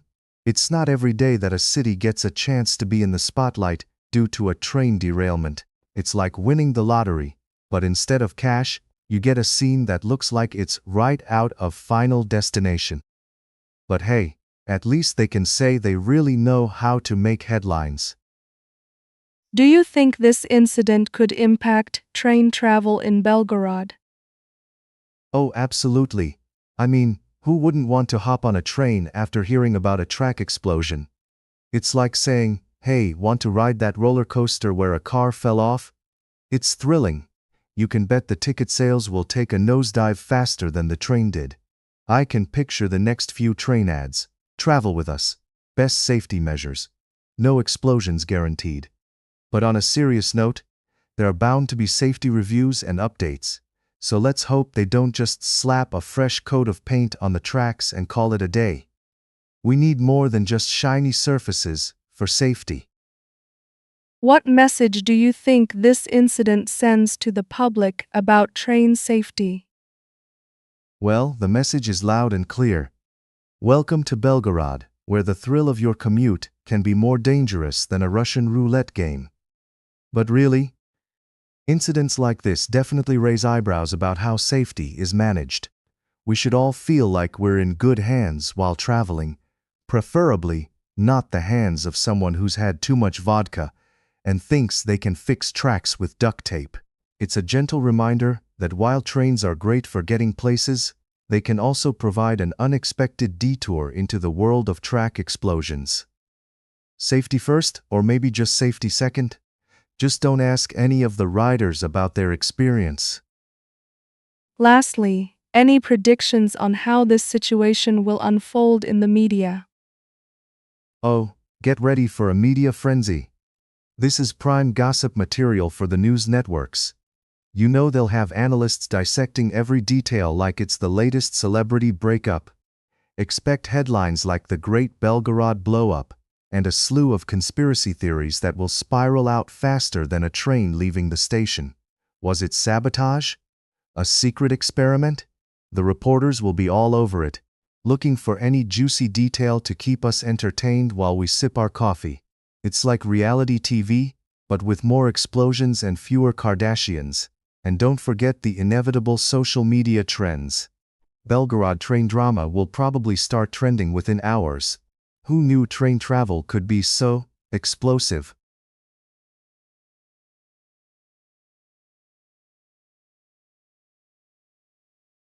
So, let's kick things off with the breaking news. FC Barcelona star ignites controversy by waving Palestinian flag at parade amid Eurosong boycott. What are your thoughts on this wild intersection of sports and politics? Oh, just your typical Tuesday in the world of football where waving flags is more contentious than a family dinner with that one relative who thinks the moon landing was fake. Here we have Lamine Yamal, celebrating his La Liga title like it's the World Cup of drama, and suddenly, he's at the center of a global debate. It's like bringing a rubber chicken to a black tie event, hilarious yet completely inappropriate. And let's not forget, the Eurosong boycott is an actual thing. Who knew that something called Eurosong could evoke such passionate responses? Must be the catchy tunes or perhaps just the sheer absurdity of it all. And it seems Slovenia is taking a stand by boycotting this year's Eurosong, while also hosting a Voices of Palestine week. What do you make of this combination? Slovenia really knows how to mix things up, doesn't it? It's like they grabbed a handful of political issues, threw them in a blender, and hit frap. On one hand, they're boycotting a song contest, because nothing says we're serious like skipping a tacky music competition. On the other hand, they're diving deep into the grim realities of journalism in conflict zones. Talk about a mood swing. It's like they decided to trade glitter and sequins for heartfelt discussions about human rights. I can just picture someone in a sequin jumpsuit trying to discuss war crimes. What a sight. In the midst of all this, we have the main sponsor of Eurosong, since 2020 being Moroccan Oil, an Israeli cosmetics company. Does this add another layer to the madness? Oh, absolutely. Nothing like slathering yourself in some overpriced conditioner while the world dissects your country's foreign policy like it's a recipe for disaster. Seriously, Moroccan Oil must be thinking, this is the best PR stunt since sliced bread. They're at the beauty pageant of global politics, and I can just hear their marketing team cheering. Get the folks hot under the collar, with soft power. It's like getting your hair done while the world is on fire, which, honestly, seems to be the theme for many people these days. With this controversy brewing, what do you think the athletes should do when faced with such potentially explosive situations? Athletes should either engage in diplomacy or just stick to scoring goals and hitting home runs. It's like asking a dog to perform a Shakespearean monologue. Most of them will just wag their tails and hope for treats. Ideally, they should be focused on their game and leave the political statements to, politicians. But here we are, watching them risk their careers like it's a game of Russian roulette with a side of social media backlash. Maybe they should come with a disclaimer. Caution. Waving flags may lead to unexpected Twitter storms. The reactions online have been quite dramatic, to say the least. Why do you think people get so worked up about these celebrity actions? The internet is basically a giant emotional roller coaster that never stops going up and down. Folks are ready to unleash their inner gladiator over a football player waving a flag like it's the latest TikTok trend. It's like giving a toddler a paintbrush and telling them to express themselves. Chaos is inevitable. Celebrities are essentially the modern-day royalty. People love to cheer them on or throw digital tomatoes at them. It's a symphony of keyboard warriors, and honestly, who doesn't love a good drama on their timeline? It beats scrolling through another cat meme. Finally, with everything happening right now, what do you think the takeaway is for fans of both sides of the argument? The takeaway? Well, if nothing else, it's clear that football is more than just a game. It's basically a high-stakes chess match where everyone plays their own version of who can provoke the most outrage. Fans need to understand that while they're cheering from the sidelines, the players are often stepping into a minefield of controversy. So, enjoy the game, drink your overpriced beer, and remember, your favorite player might just get you into an internet spat over a flag. It's the new norm, folks. Grab your popcorn.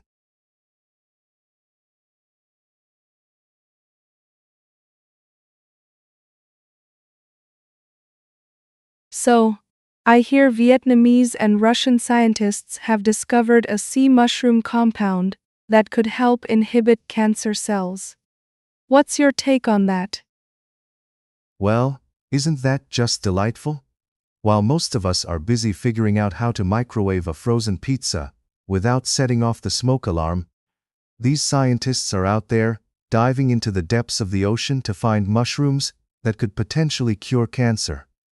It's like a fairy tale, but instead of a handsome prince, we get a compound with promising pharmacological properties. Sounds like the next blockbuster superhero movie, but with less capes and more seaweed. What makes this sea mushroom compound so special, really? Oh, just the usual. It has the audacity to possibly stop cancer cells in their tracks while we mere mortals struggle with our 5-a-day fruit intake. It's like finding out that your grandma's secret recipe for chicken soup is actually a magical elixir. If only she'd used sea mushrooms all along. Who knew the ocean was just a pharmacy waiting to be raided? Next time you're at the beach, instead of sunscreen, maybe pack a lab coat and some petri dishes.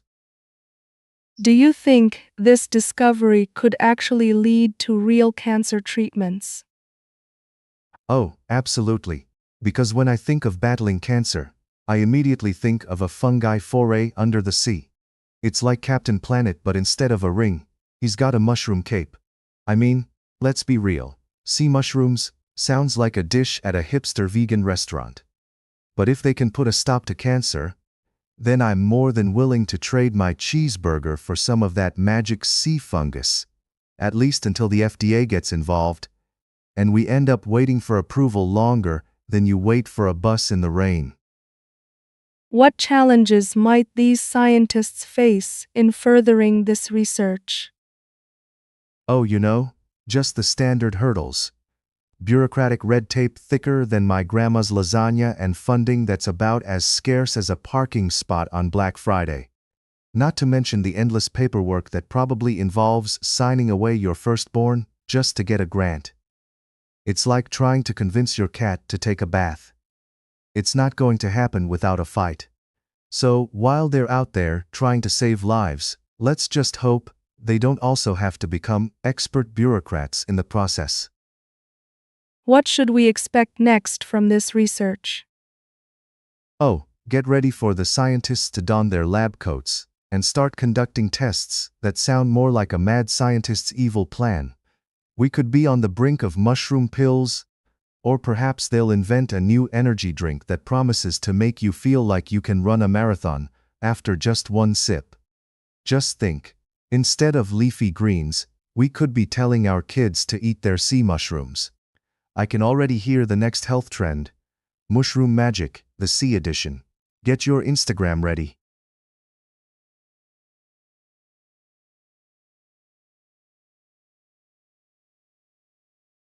So, we just heard that Israeli Prime Minister Netanyahu shocked everyone with his unexpected soccer skills on the field.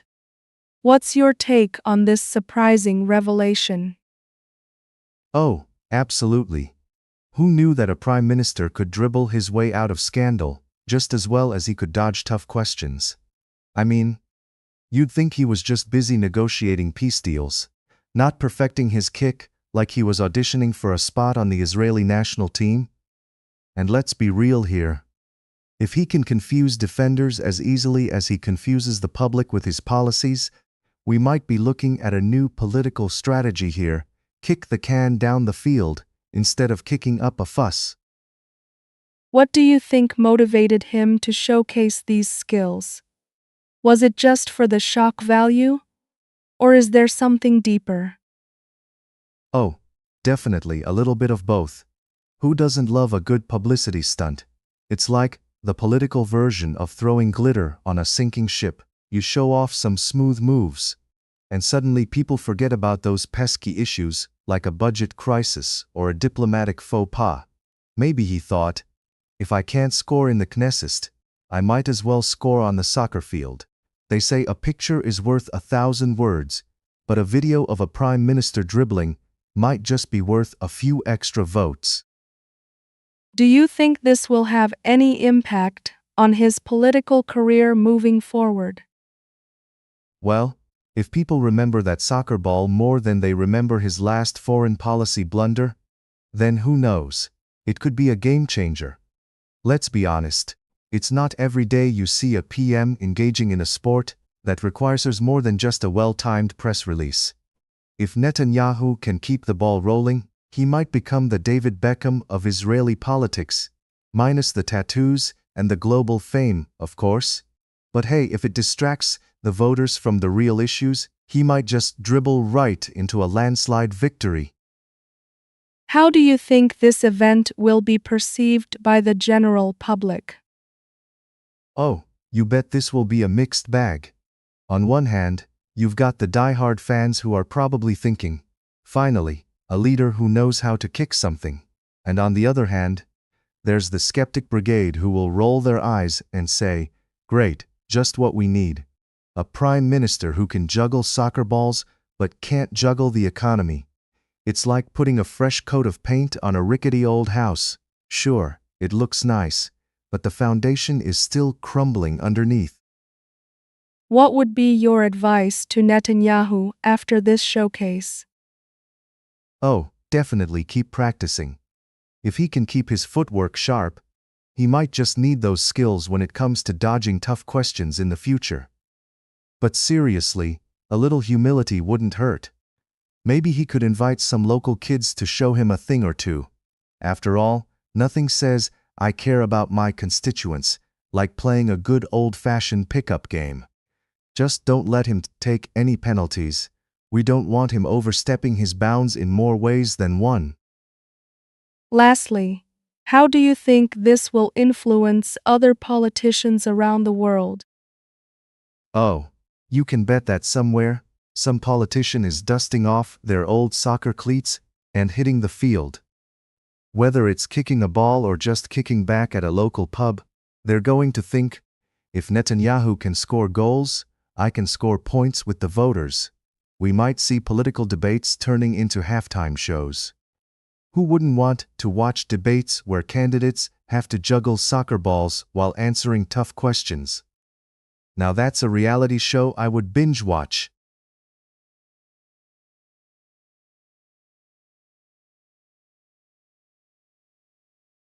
So, let's dive right in. We've got this dramatic piece from Iran's MFA spokesman discussing a war of good versus evil. It sounds like an epic movie plot. What are your thoughts on this whole situation? Oh, absolutely. It's like if Star Wars met a political TED Talk. You've got one side claiming to be the shining knights of morality, while the other side is apparently led by Darth Vader himself. You know, if I had $1 every time someone said, this is a struggle for the soul of humanity, I could probably fund my own humanitarian mission, complete with snacks.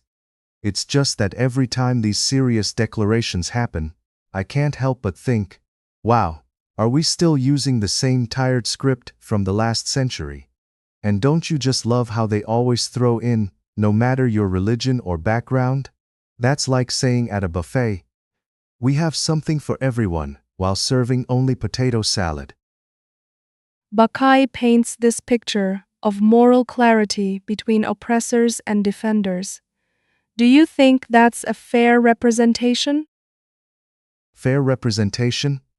That's like saying a cat video can replace a full-length feature film.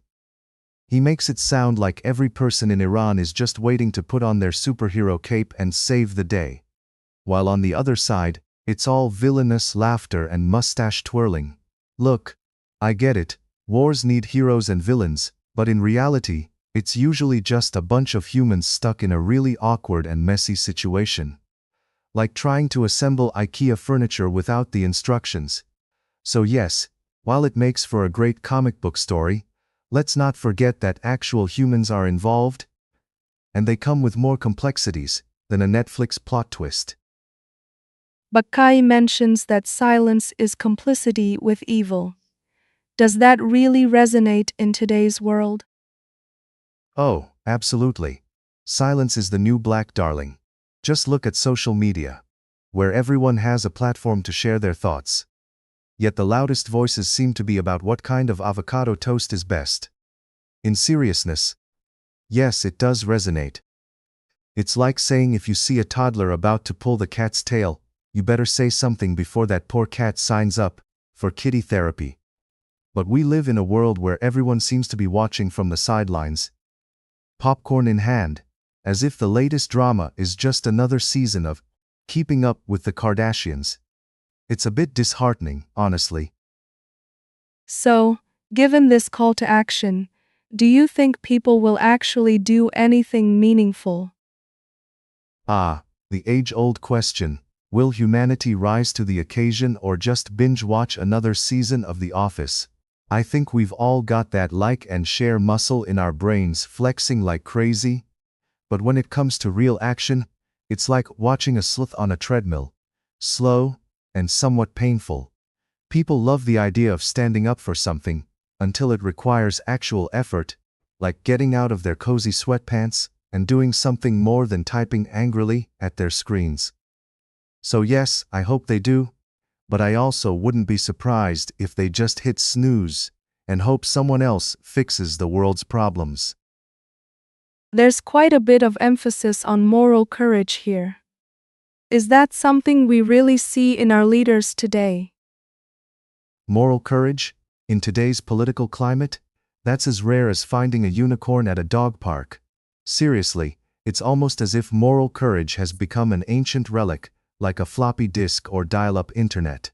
We've got leaders making speeches that sound like they were written by a high school debate team after a Red Bull binge. We need someone who's willing to do the right thing even when it's inconvenient. But instead, we often just get soundbites and hashtags. So yes, I'm all for moral courage, but let's be real. Sometimes it seems like the only thing our leaders are really good at is dodging responsibility like it's a game of dodgeball. Finally, what about this idea of choosing between good and evil? Is that really how the world works? Oh sure, it's all black and white, like a classic film noir. But in reality, the world is more of a 893 shade gray painting hung in a dimly lit gallery. Every time you think you've figured out who's wearing the white hat and who's got the black one, someone comes along wearing plaid and ruins everything. Life isn't just a game of chess where you can clearly see the kings and pawns. It's more like one of those chaotic family get-togethers where everyone has their own agenda. So yes, while the idea of choosing sides sounds great over a cup of coffee, when push comes to shove, we all know that it's a lot messier and complicated than a superhero blockbuster.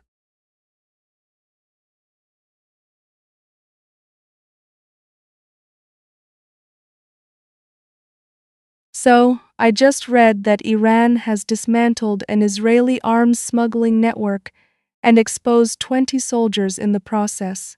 Care to elaborate on that? Oh, absolutely. Just when you thought the Middle East's drama could get any juicier, here comes Iran playing the role of a super sleuth in a geopolitical thriller. It's like watching a reality show where the plot twists are sponsored by dynamite. Imagine 20 Israeli soldiers caught red-handed, like kids with their hands in the cookie jar right before dinner. Only the cookies involve guns, explosives, and enough ammunition to start a mini war. Is this what they mean by diplomatic tensions? Seems like the only thing still in stock in the region is the "let's make everything more complicated" sale. What kind of impact do you think this operation will have on regional stability? Oh, stability? That's a quaint idea, isn't it? It's like asking a cat to help you with your homework. Iran just threw a wrench in an already rusty machine. You see, when you expose 20 soldiers, it's like poking the sleeping bear with a stick. Only this bear has been caffeinated and is very grumpy. So, I'd say regional stability is as likely as me winning a pie-eating contest. Entertaining, but ultimately a disaster waiting to happen. The ripple effects could be felt from Tehran to Tel Aviv, and if history is any guide, the only thing likely to stabilize these situations is a miracle, or maybe a heartfelt sitcom reunion. What does this mean for Iran's military standing in the region? Well, if I had to guess, it's like Iran just got a shiny new trophy for its shelf, and it's eager to show it off at the neighborhood barbecue. Dismantling an Israeli operation is like pulling the rug out from under an overconfident magician. Surprise! Iran just flexed its muscles, and I imagine they're feeling invincible right now. They'll be parading this operation like it's the Super Bowl victory parade, showing off their, "Look at us, we can catch spies," skills. Who knows? Maybe they'll even release a highlight reel, complete with dramatic music and slow-motion shots of people sweating as they get caught.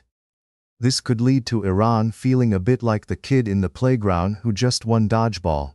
Unfortunately, the only games they're playing involve geopolitics, and those rarely end without a meltdown. How do you think Israel will respond to this operation? Oh, Israel's response will probably be about as subtle as a bull in a china shop. They might take a moment to sip their coffee, to let the shock of getting caught sink in. Then, I wouldn't be surprised if they double down, maybe release a statement saying, "What? We were just taking our toys back." You can bet there'll be some serious saber rattling and strategic meetings. I mean, these are the same folks who are experts at playing chess with live pieces. They'll have to weigh their options carefully while balancing their egg salad sandwiches. It's like staring at a high-stakes poker game, and you just know someone's going to throw in a wild card and raise the stakes, because who doesn't love a good plot twist? What do you think this operation reveals about Iran's intelligence capabilities? That's the million-dollar question, isn't it? If I had to describe Iran's intelligence capabilities now, I'd say they're like that kid in school who suddenly aces an exam after being a total slacker. Where did they find this level of savvy? It's almost as if they've hired a team of Sherlocks, equipped with state-of-the-art spy gear. Who knew they had it in them? This operation shows that they're not just relying on tea leaves and crystal balls anymore. They've got some real game. It's like they decided to level up their intelligence operations with a dash of Hollywood flair and a sprinkle of espionage magic. Expect to see more dramatic stings and revelations in the future. Who knows? They might even start a reality show called Iran, the Spy Games. With the complexity of these events, what do you think the future holds for diplomatic relations in the region? Oh, the future of diplomatic relations in that region is likely to be just as complicated as trying to fold a fitted sheet, frustrating and probably impossible. We're talking about a game of Twister where every move means someone falls over, and the hurt feelings are just piling up faster than laundry on a Sunday afternoon. It's hard to see any sunny diplomatic picnic planning in the horizon, given that we've just upped the ante with this latest operation. Iran's feeling pretty proud of itself, and Israel is probably not going to go down without a fight. So, I expect a lot of "we didn't mean it, and you started it" vibes going forward. Let's just say, grab your popcorn because it's going to be a bumpy ride. And I'm not sure how many diplomatic olive branches are left unbroken.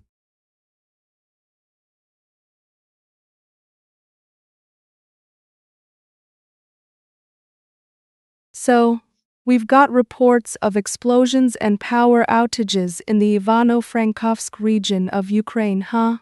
What do you make of this ongoing crisis? Oh, just another Tuesday in Ukraine. Just when you thought things couldn't get more electrifying, pun totally intended, they go and blow it all up. It's like a horror movie over there, and the power is going out faster than my willpower at a buffet. Meanwhile, the residents are probably thinking, "Great. I wanted an evening without any lights, but I didn't quite expect it to start with a bang." All jokes aside, it's a tough situation for those folks. What do you think the impact of these power outages will be on the local population? Well, you see, when life hands you a power outage during an explosion, you either learn to live like it's the 1800s, or take a crash course in candle making. I mean, let's be real.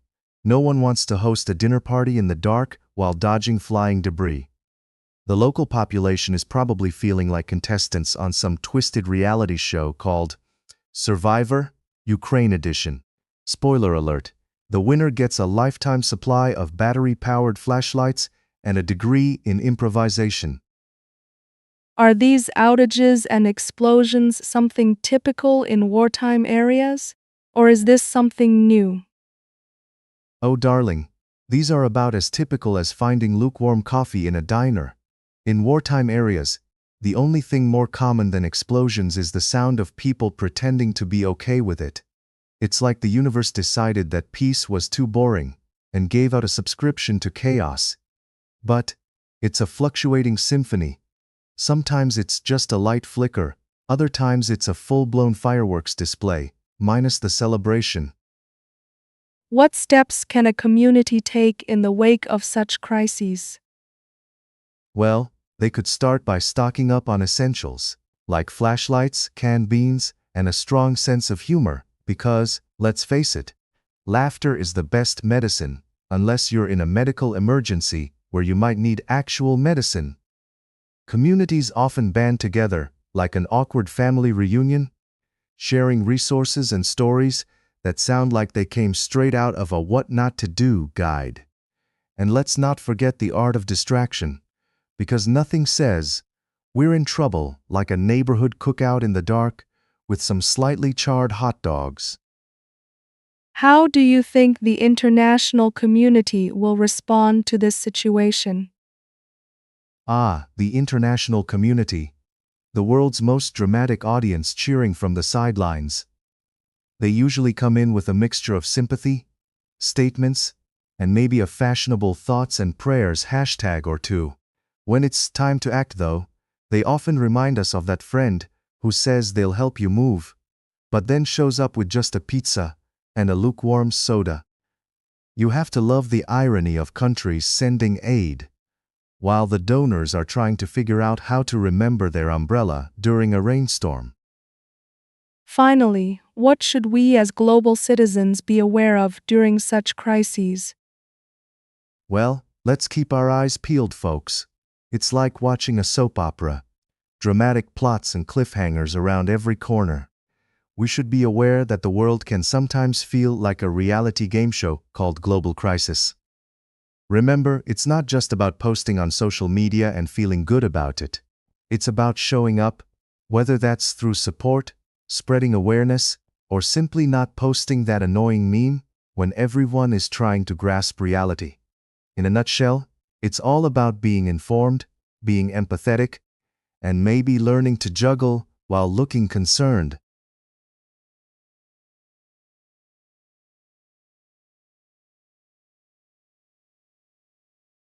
So, what can you tell us about the major explosion that rocked the Khmelnytsky region? Oh, just your average Tuesday in the Khmelnytsky region, where the local residents probably thought they were just experiencing an exceptionally loud thunderstorm. Spoiler alert, it wasn't. Turns out, something was hit. Probably not just the nerves of the local residents, but also a few windows and a couple of unsuspecting pigeons that now have a very valid reason to avoid the area. Honestly, it's like someone tried to make a fireworks display, but forgot to check if the explosives were actually regulated. But don't worry.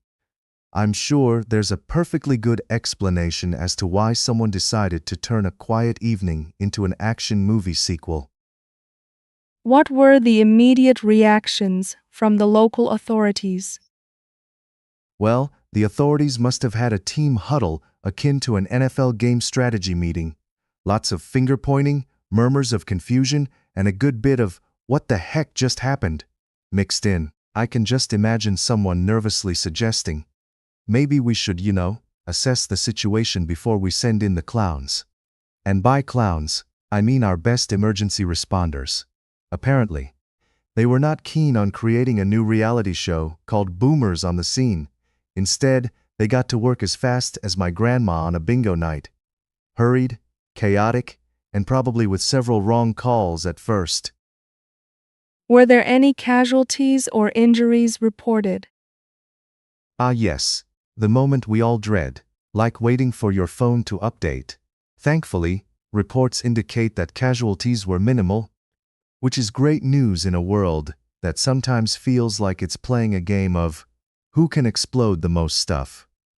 Imagine the sigh of relief from the authorities when they realized it wasn't the plot twist they expected. They probably sent a gratitude card to whoever was in charge of luck saying, "Thanks for keeping our bingo players safe." It's almost like a cosmic lottery where instead of numbers, we just wish for fewer kabooms. What about the ongoing investigations? Are we expecting anything dramatic? Oh, you bet we are. Right now, the investigative team is probably looking over the wreckage as if it's a giant puzzle, except the pieces are mostly charred and the picture is missing.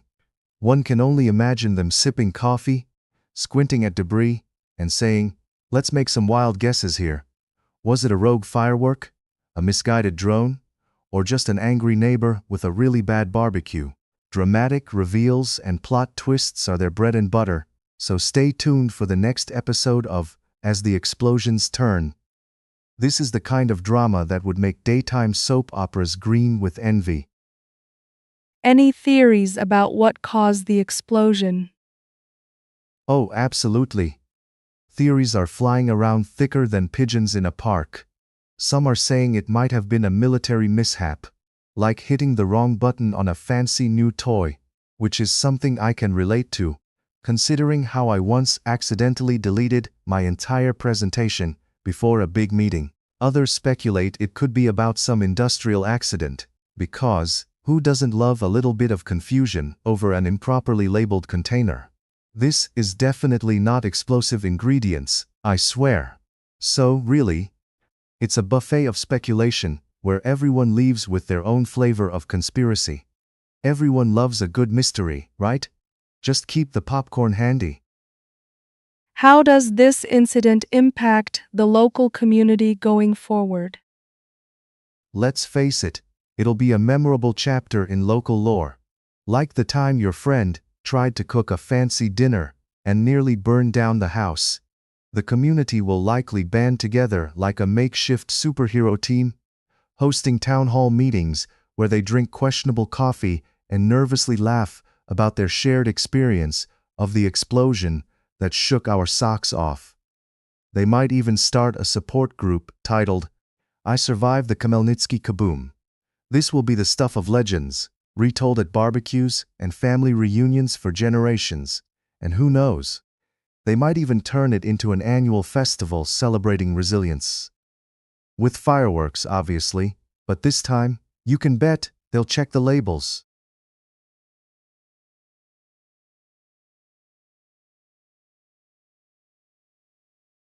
So, what's the latest news about Iran executing Hassan Afreshte for allegedly spying for Israel's Mossad? This is quite shocking. Oh, absolutely shocking. I mean, who knew that being good at languages and transferring information could lead to a career change from spy to martyrs? It's like he went to Nepal for a vacation and ended up with an all-expenses-paid trip to the afterlife instead. Apparently, he was fluent in English, French and Hebrew. The ultimate trifecta for a spy. I guess those language classes finally paid off, just not in the way he expected. What do you think about the Iranian government's accusations against Afreshte? Well, it's almost like they took a page from the How to Blame Someone Else handbook.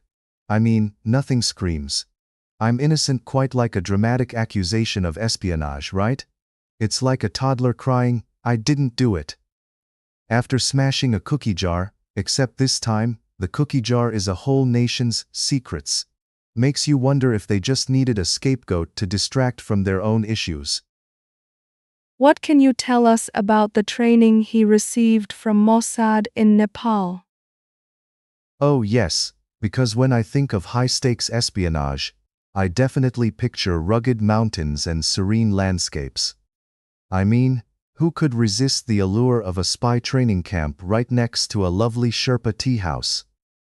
It's like they thought, Hey, let's throw some covert operations into the travel brochure. Come for the training, stay for the view. Nothing says secretive like a photo op with the Himalayas in the background.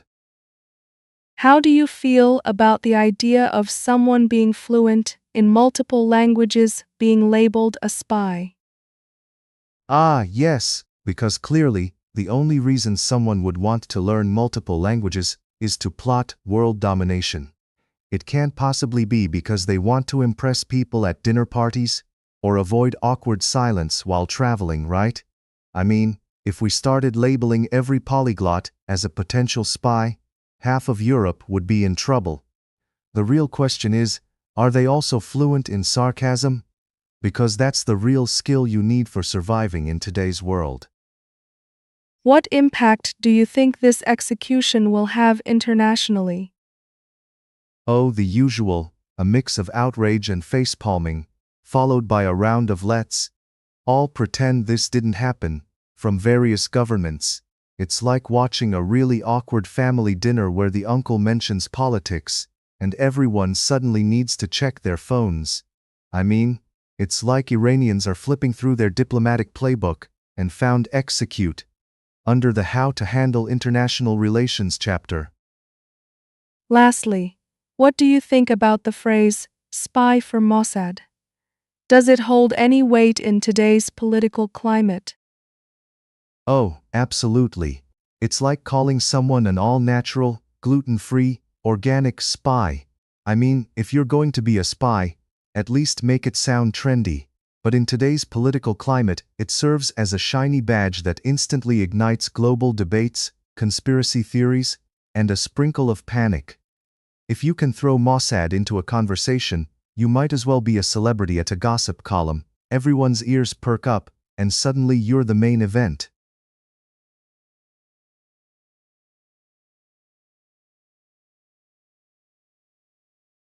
So, we've got Saudi Arabia striking back at Iran amid escalating tensions. What's the background here? Ah, the classic game of geopolitical tennis, where one side serves a missile and the other returns it with double the spin.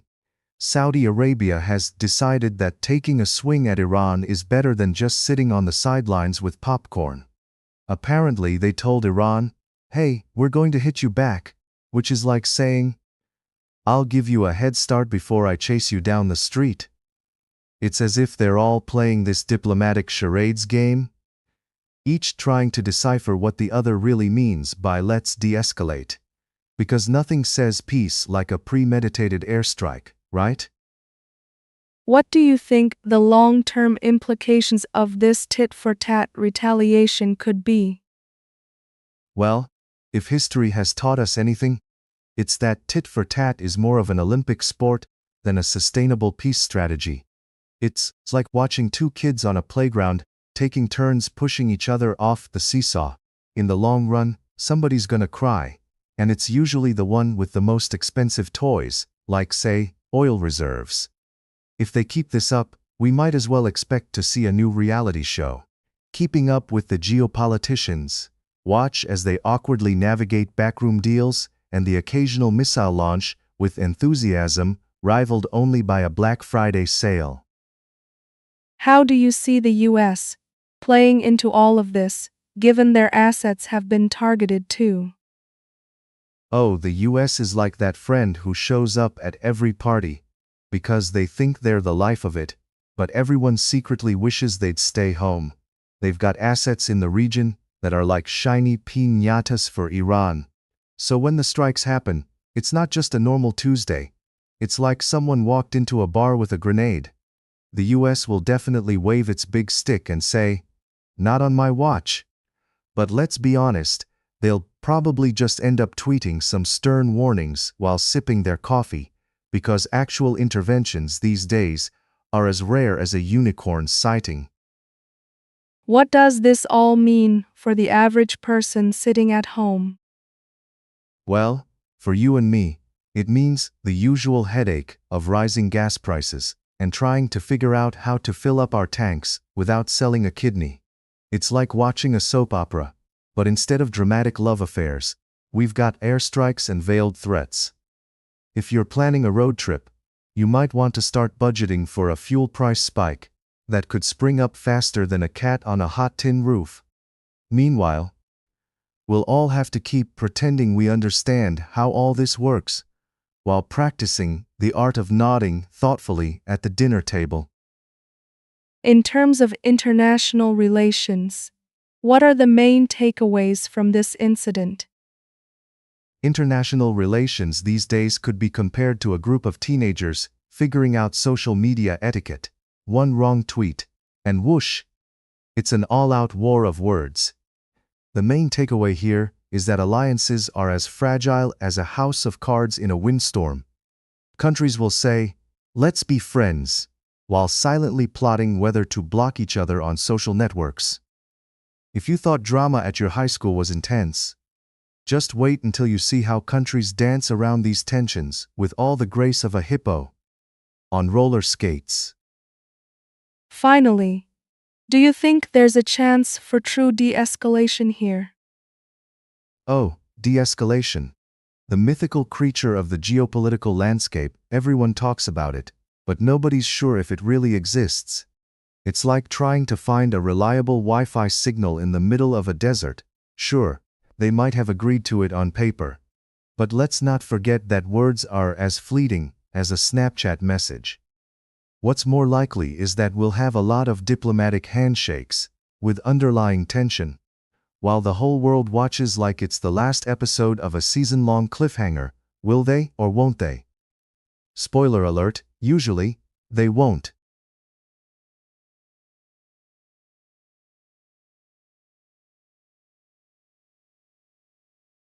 So, can you tell us what happened with the Russian national anthem mysteriously playing on public speakers across Ukraine?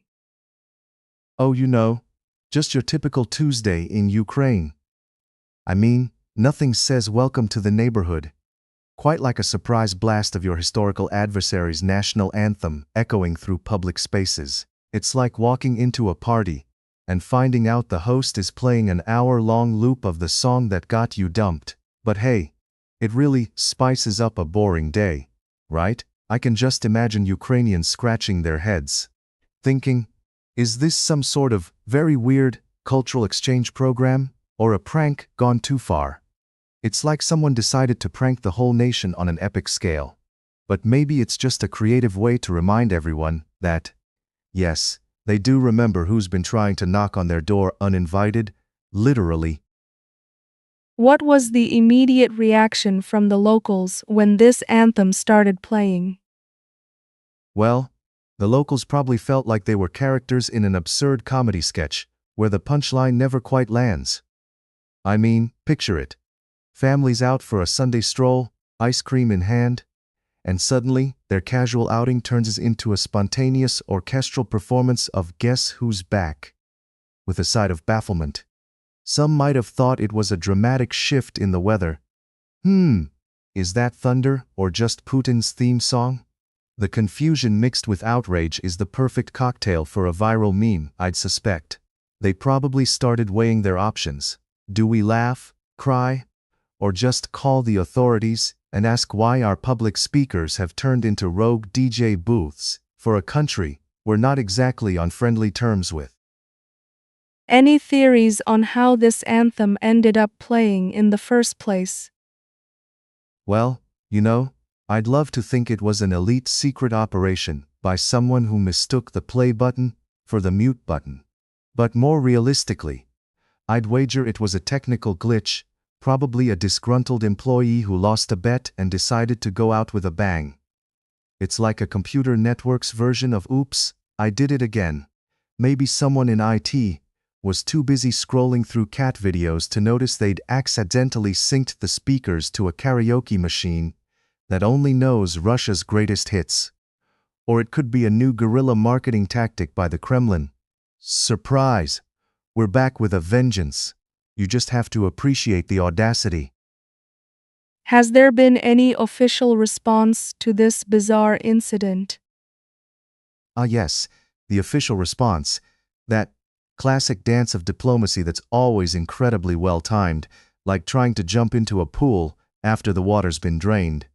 I'm sure their statements were filled with serious faces, straining to keep it together, saying something along the lines of, "We do not condone unauthorized musical interludes," because nothing diffuses a situation quite like a stern talking to, right? It's almost as if they expect the speakers to send a heartfelt apology and promise to only blast the Ukrainian anthem from here on out. Hopefully. No one in the government suggested hiring a live band to perform a We Are Family medley as a reconciliation strategy. Now that would just be the cherry on a very chaotic cake. Do you think this incident changes anything in the relationship between Ukraine and Russia? Well, if there's one thing we can take away from this, it's that music really is a universal language. Unfortunately, this particular symphony has more of a sour note than a sweet serenade. You have to wonder if this is going to be one of those moments that goes down in history, like the time someone accidentally renamed a sandwich as a diplomatic gesture. It's about as helpful as sending a fruit basket when you've just kicked someone out of your house. I mean, unless the goal was to further strain the relationship, this anthem blaring out probably just added more logs to the fire. It's like putting up a keep out sign while simultaneously throwing a party on the other side of the fence. Lastly, how do you think this will affect public perception in both countries? Oh, public perception? That's a slippery slope. In Ukraine, it's likely to fuel a growing sense of resentment. And honestly, who can blame them? Just think about it. If your neighbor blasted your enemy's anthem on repeat, you'd probably start plotting your escape routes.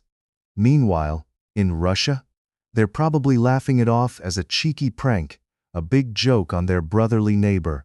But I'd bet a shiny coin that every time a public speaker crackles to life in Ukraine, folks will be looking over their shoulders like, "Here we go again." So, it's safe to say the Eurovision of peace might need a serious remix after this little episode.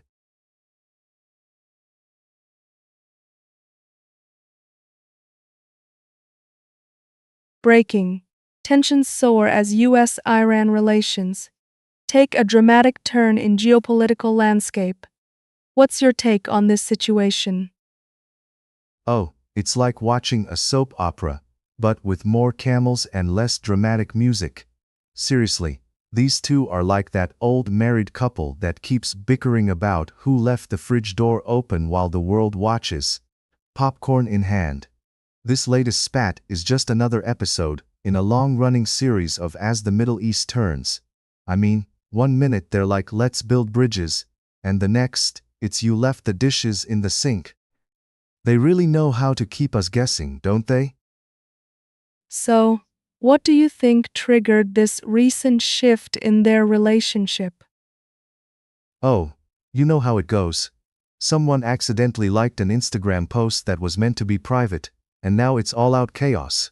Seriously though, it could be anything from political posturing to someone misplacing the remote during a summit.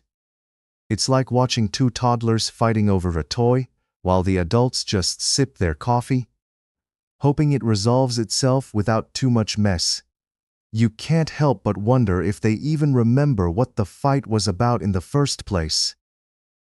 Many analysts are saying that this could escalate into something more serious. Do you agree? Absolutely. If there's one thing the world loves, it's a good old-fashioned geopolitical drama.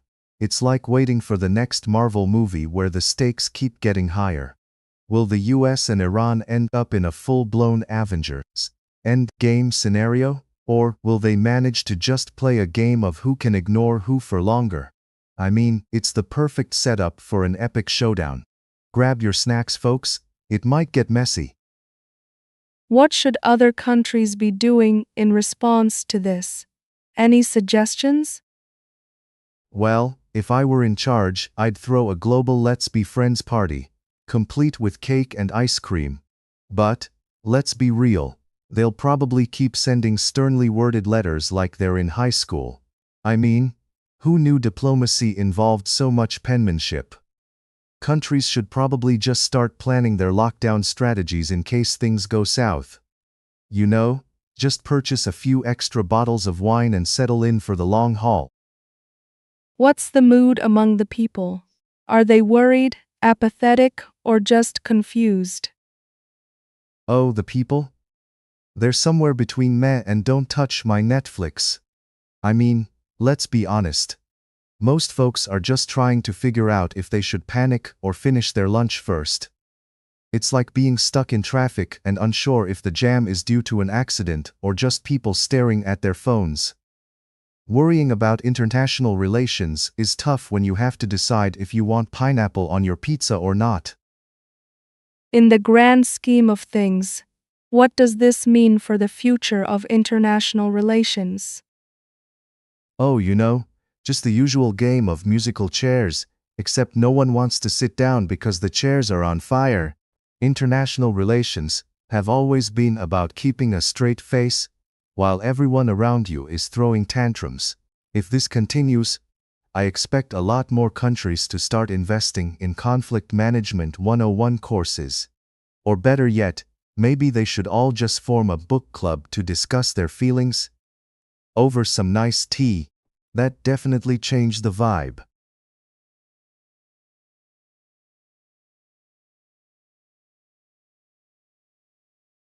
So, what do you make of this exclusive access to a Russian Marines boot camp in Ukraine? It sounds intense. Oh, absolutely. I mean, who doesn't want to see a bunch of tough guys in camo pants learning how to tie knots and apply tourniquets while dodging bullets? It's like a summer camp for future action heroes. Minus the s'mores and the campfire stories. Instead, they're probably sharing tales of their last close shave with a drone strike or how to outsmart a trench. I can just picture the recruitment ads. Join the Russian Marines. Learn to apply a tourniquet and maybe win a medal for bravery, or at least a participation trophy. What do you think about their battlefield medical training? Is that really necessary for new recruits? Necessary? Oh, you could say that. It's like sending a kid to a birthday party with a cake but no candles, just a disaster waiting to happen. These recruits need to know how to save themselves or at least look good doing it. And let's be real, even the most well-prepared soldier knows that things can go south faster than you can say friendly fire. It's the military's version of what to expect when you're expecting. In the middle of a war zone. And what about casualty evacuation exercises? Why are those important? Casualty evacuation exercises? Well, I suppose it's better to practice hauling someone out of danger, rather than winging it while bullets are flying. Imagine the chaos if they didn't do drills. It'd be like trying to put together IKEA furniture without instructions. Everyone just running around, panicking, ending up with a casualty, who can't recall whether they were shot or just really tired from carrying a couch. At least in the drills, they get to practice how not to throw your buddy into a helicopter like he's some sort of oversized sack of potatoes. What do you think about the combat coordination training they're doing? Is that essential in modern warfare? It's kind of like learning to dance but with more gunpowder and fewer sequins. Sure, coordination is essential. If everyone runs off in different directions, it's not a battle. It's just a really intense game of tag. And in modern warfare, if you can't coordinate, you end up as the star of your very own blooper reel. Guess who ran into their own grenade? So yes, training is crucial unless they want the war to turn into a disorganized mess that even a toddler could orchestrate better. Do you think that interviewing the recruits and instructors gives us a deeper insight into their mindset? Absolutely. It's like opening a window into the mind of a squirrel. Fascinating yet slightly terrifying. Listening to recruits talk about their feelings can be an eye-opener, showing us the absurdity of being keen on joining the military while a war unfolds. I mean, you'd think they'd be contemplating their life choices over a latte, but nope. Here they are, deciding to sign up for a life of adventure, survival, and probably a few good stories that will make everyone question their sanity. Instructors? They're like the wise old owls of this camp, just hoping to pass on some survival tips before the recruits realize their best option is to pick a safer career, like juggling chainsaws. What's your overall take on the portrayal of this boot camp and its impact on the war narrative? The portrayal of the boot camp, like a reality show where everyone's vying for the title of ultimate soldier. It's an interesting angle, I'll give them that. It shifts the narrative from just another war to a coming-of-age story, where the kids trade their video games for live ammo. But let's be real, the impact is more about creating a dramatic spectacle than showing the gritty realities of war. It's like watching a cooking show, where you only see the chefs but not the burnt meals or the kitchen fires. So, while they're trying to sell us the heroic side, they might want to consider including a few disclaimers, may involve actual combat and emotional breakdowns.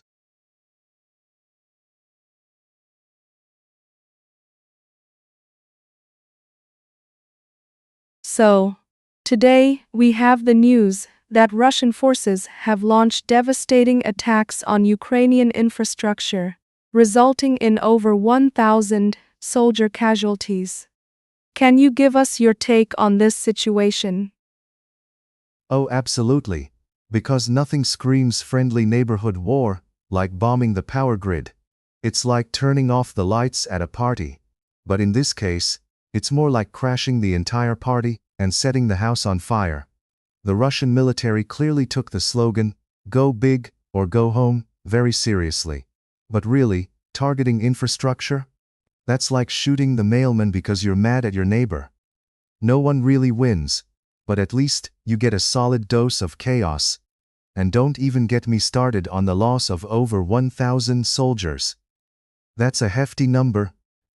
Like trying to count how many times I've hit snooze on my alarm this week. Impressive, yet disheartening. It seems like there are several key areas getting targeted, including drone assembly and storage sites. What are your thoughts on these specific attacks? Yes. The classic let's go after the toys strategy. It's like a kid throwing a tantrum because he can't get his action figures to fight. Only in this case, the action figures can actually fly.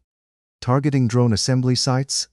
That's like trying to shoot down the delivery drone from your favorite fast food joint. Sure, you might score a few points, but ultimately, you're just left hungry and with a bunch of fries crumbled on your carpet. It's a bold strategy, Cotton. Let's see if it pays off. The Defense Ministry's reports mention that Russian forces have taken down a significant number of UAVs in just one day. What does that say about the current aerial combat situation? Oh, it's like a scene out of a bad sci-fi movie where drones are raining down from the sky like it's a 2-for-1 sale at a dollar store. Honestly, when you hear 572 UAVs shot down in a day, it sounds more like a video game high score than real warfare. I can just imagine the Russian generals in a war room, high-fiving each other, like, "Hey guys, we're really killing it today." Meanwhile, the Ukrainians are probably making a list of things they need to start using paper airplanes for. Talk about a plot twist. With the reported casualty numbers being so high, how does that affect the morale of the Ukrainian forces? Well, let's just say, the morale meters in Ukraine are probably swinging like a pendulum right now. 1 minute you're feeling like a hero, the next, you're questioning if you should be binge-watching a cooking show instead. Over 1,000 casualties? That's like losing all your good snacks during Netflix night. It hits hard, and it's tough to keep your chin up when you're staring at empty chip bags. Morale can be a fickle friend. One day you're rallying the troops with a rousing speech, the next you're trying to convince them that the spirit of resistance is alive and well, over a cup of lukewarm tea. In terms of strategy, What do you think the next steps may be for both sides following these attacks? Ah, the age-old question of what's next in the great game of geopolitical chess. I mean, if I had a crystal ball, I'd be booking myself a spot on a daytime talk show for predictions. But realistically, the Russians might think they're on a roll and push for more strategic surprises, which is just a fancy way of saying they're back in the Big Bang business. Meanwhile, the Ukrainians will likely regroup and strategize, probably over some very strong coffee and a side of determination. You know, like a reality show where contestants have to get creative with limited resources. Spoiler alert, they're all talented. What's your overall opinion on the international community's reaction to the ongoing conflict? Oh, you mean the international community? You know, that group that meets for tea and talks a lot but rarely gets up from the couch? Their reactions are often like a slow-moving train wreck. Everyone sees it happening, but no one can seem to do anything about it. It's like watching a soap opera. Everyone knows it's dramatic and outrageous. Yet they're glued to the screen, half hoping for some miraculous resolution. You've got sanctions flying around like confetti at a parade, but until they start handing out actual consequences like candy, it feels more like a flavorless buffet than a coordinated response. Finally, given everything happening, how do you foresee the future of Ukraine amidst these escalating tensions? Ah, predicting the future of Ukraine is like trying to predict the next big thing in fashion. There are endless trends and some absolute flops along the way. But if I had to hazard a guess, it's going to be a roller coaster ride of epic proportions. One minute you're climbing up, feeling hopeful, and the next, you're hurtling down, screaming. The resilience of the Ukrainian people has been nothing short of inspirational, but, let's be real, they're facing some serious challenges. If they can keep holding on to their sense of identity and grit, that's the real victory, even if it's messy and chaotic. And let's face it, when has war ever been neat and tidy? Spoiler alert, never.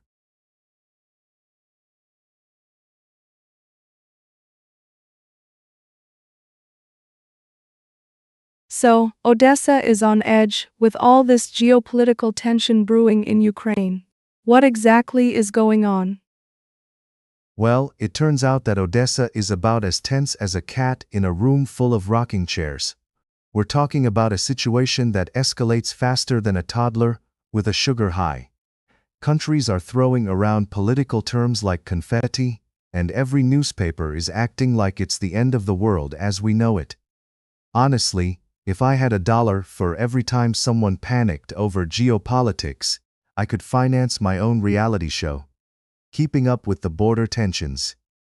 It's just a classic game of who blinks first, but with way more ducking and dodging than an Olympic event. What impact does this have on the people living there? Oh, it's a real roller coaster for them, isn't it?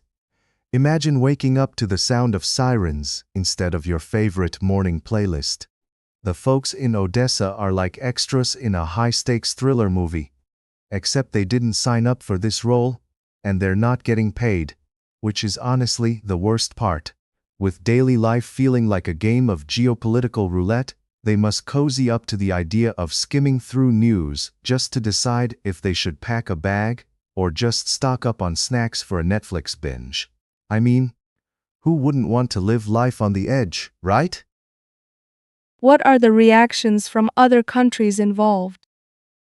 Countries have reacted like a group of teenagers who just found out there's a rumor about a prom date gone wrong. Everyone's sharing their opinions, and it's about as coordinated as a herd of cats. You've got some nations offering support. Think of them as the awkward kids at the dance, trying to figure out if they should step in or back away slowly. Meanwhile, others are just throwing shade from afar, commenting like it's a reality show comment section. Oh, we're watching this drama unfold from a safe distance? Pass the popcorn. It's like a diplomatic game of chicken, where everyone's too scared to actually steer clear of the road. Is there any hope for a resolution? Or is this just going to keep escalating? Ah, hope is a fickle friend in the realm of geopolitics, isn't it? It's like that one friend who promises to show up to the party but ends up ghosting you at the last minute. On one hand, there's always the chance that cooler heads will prevail, and someone will find that off switch that everyone's been looking for. But let's be real.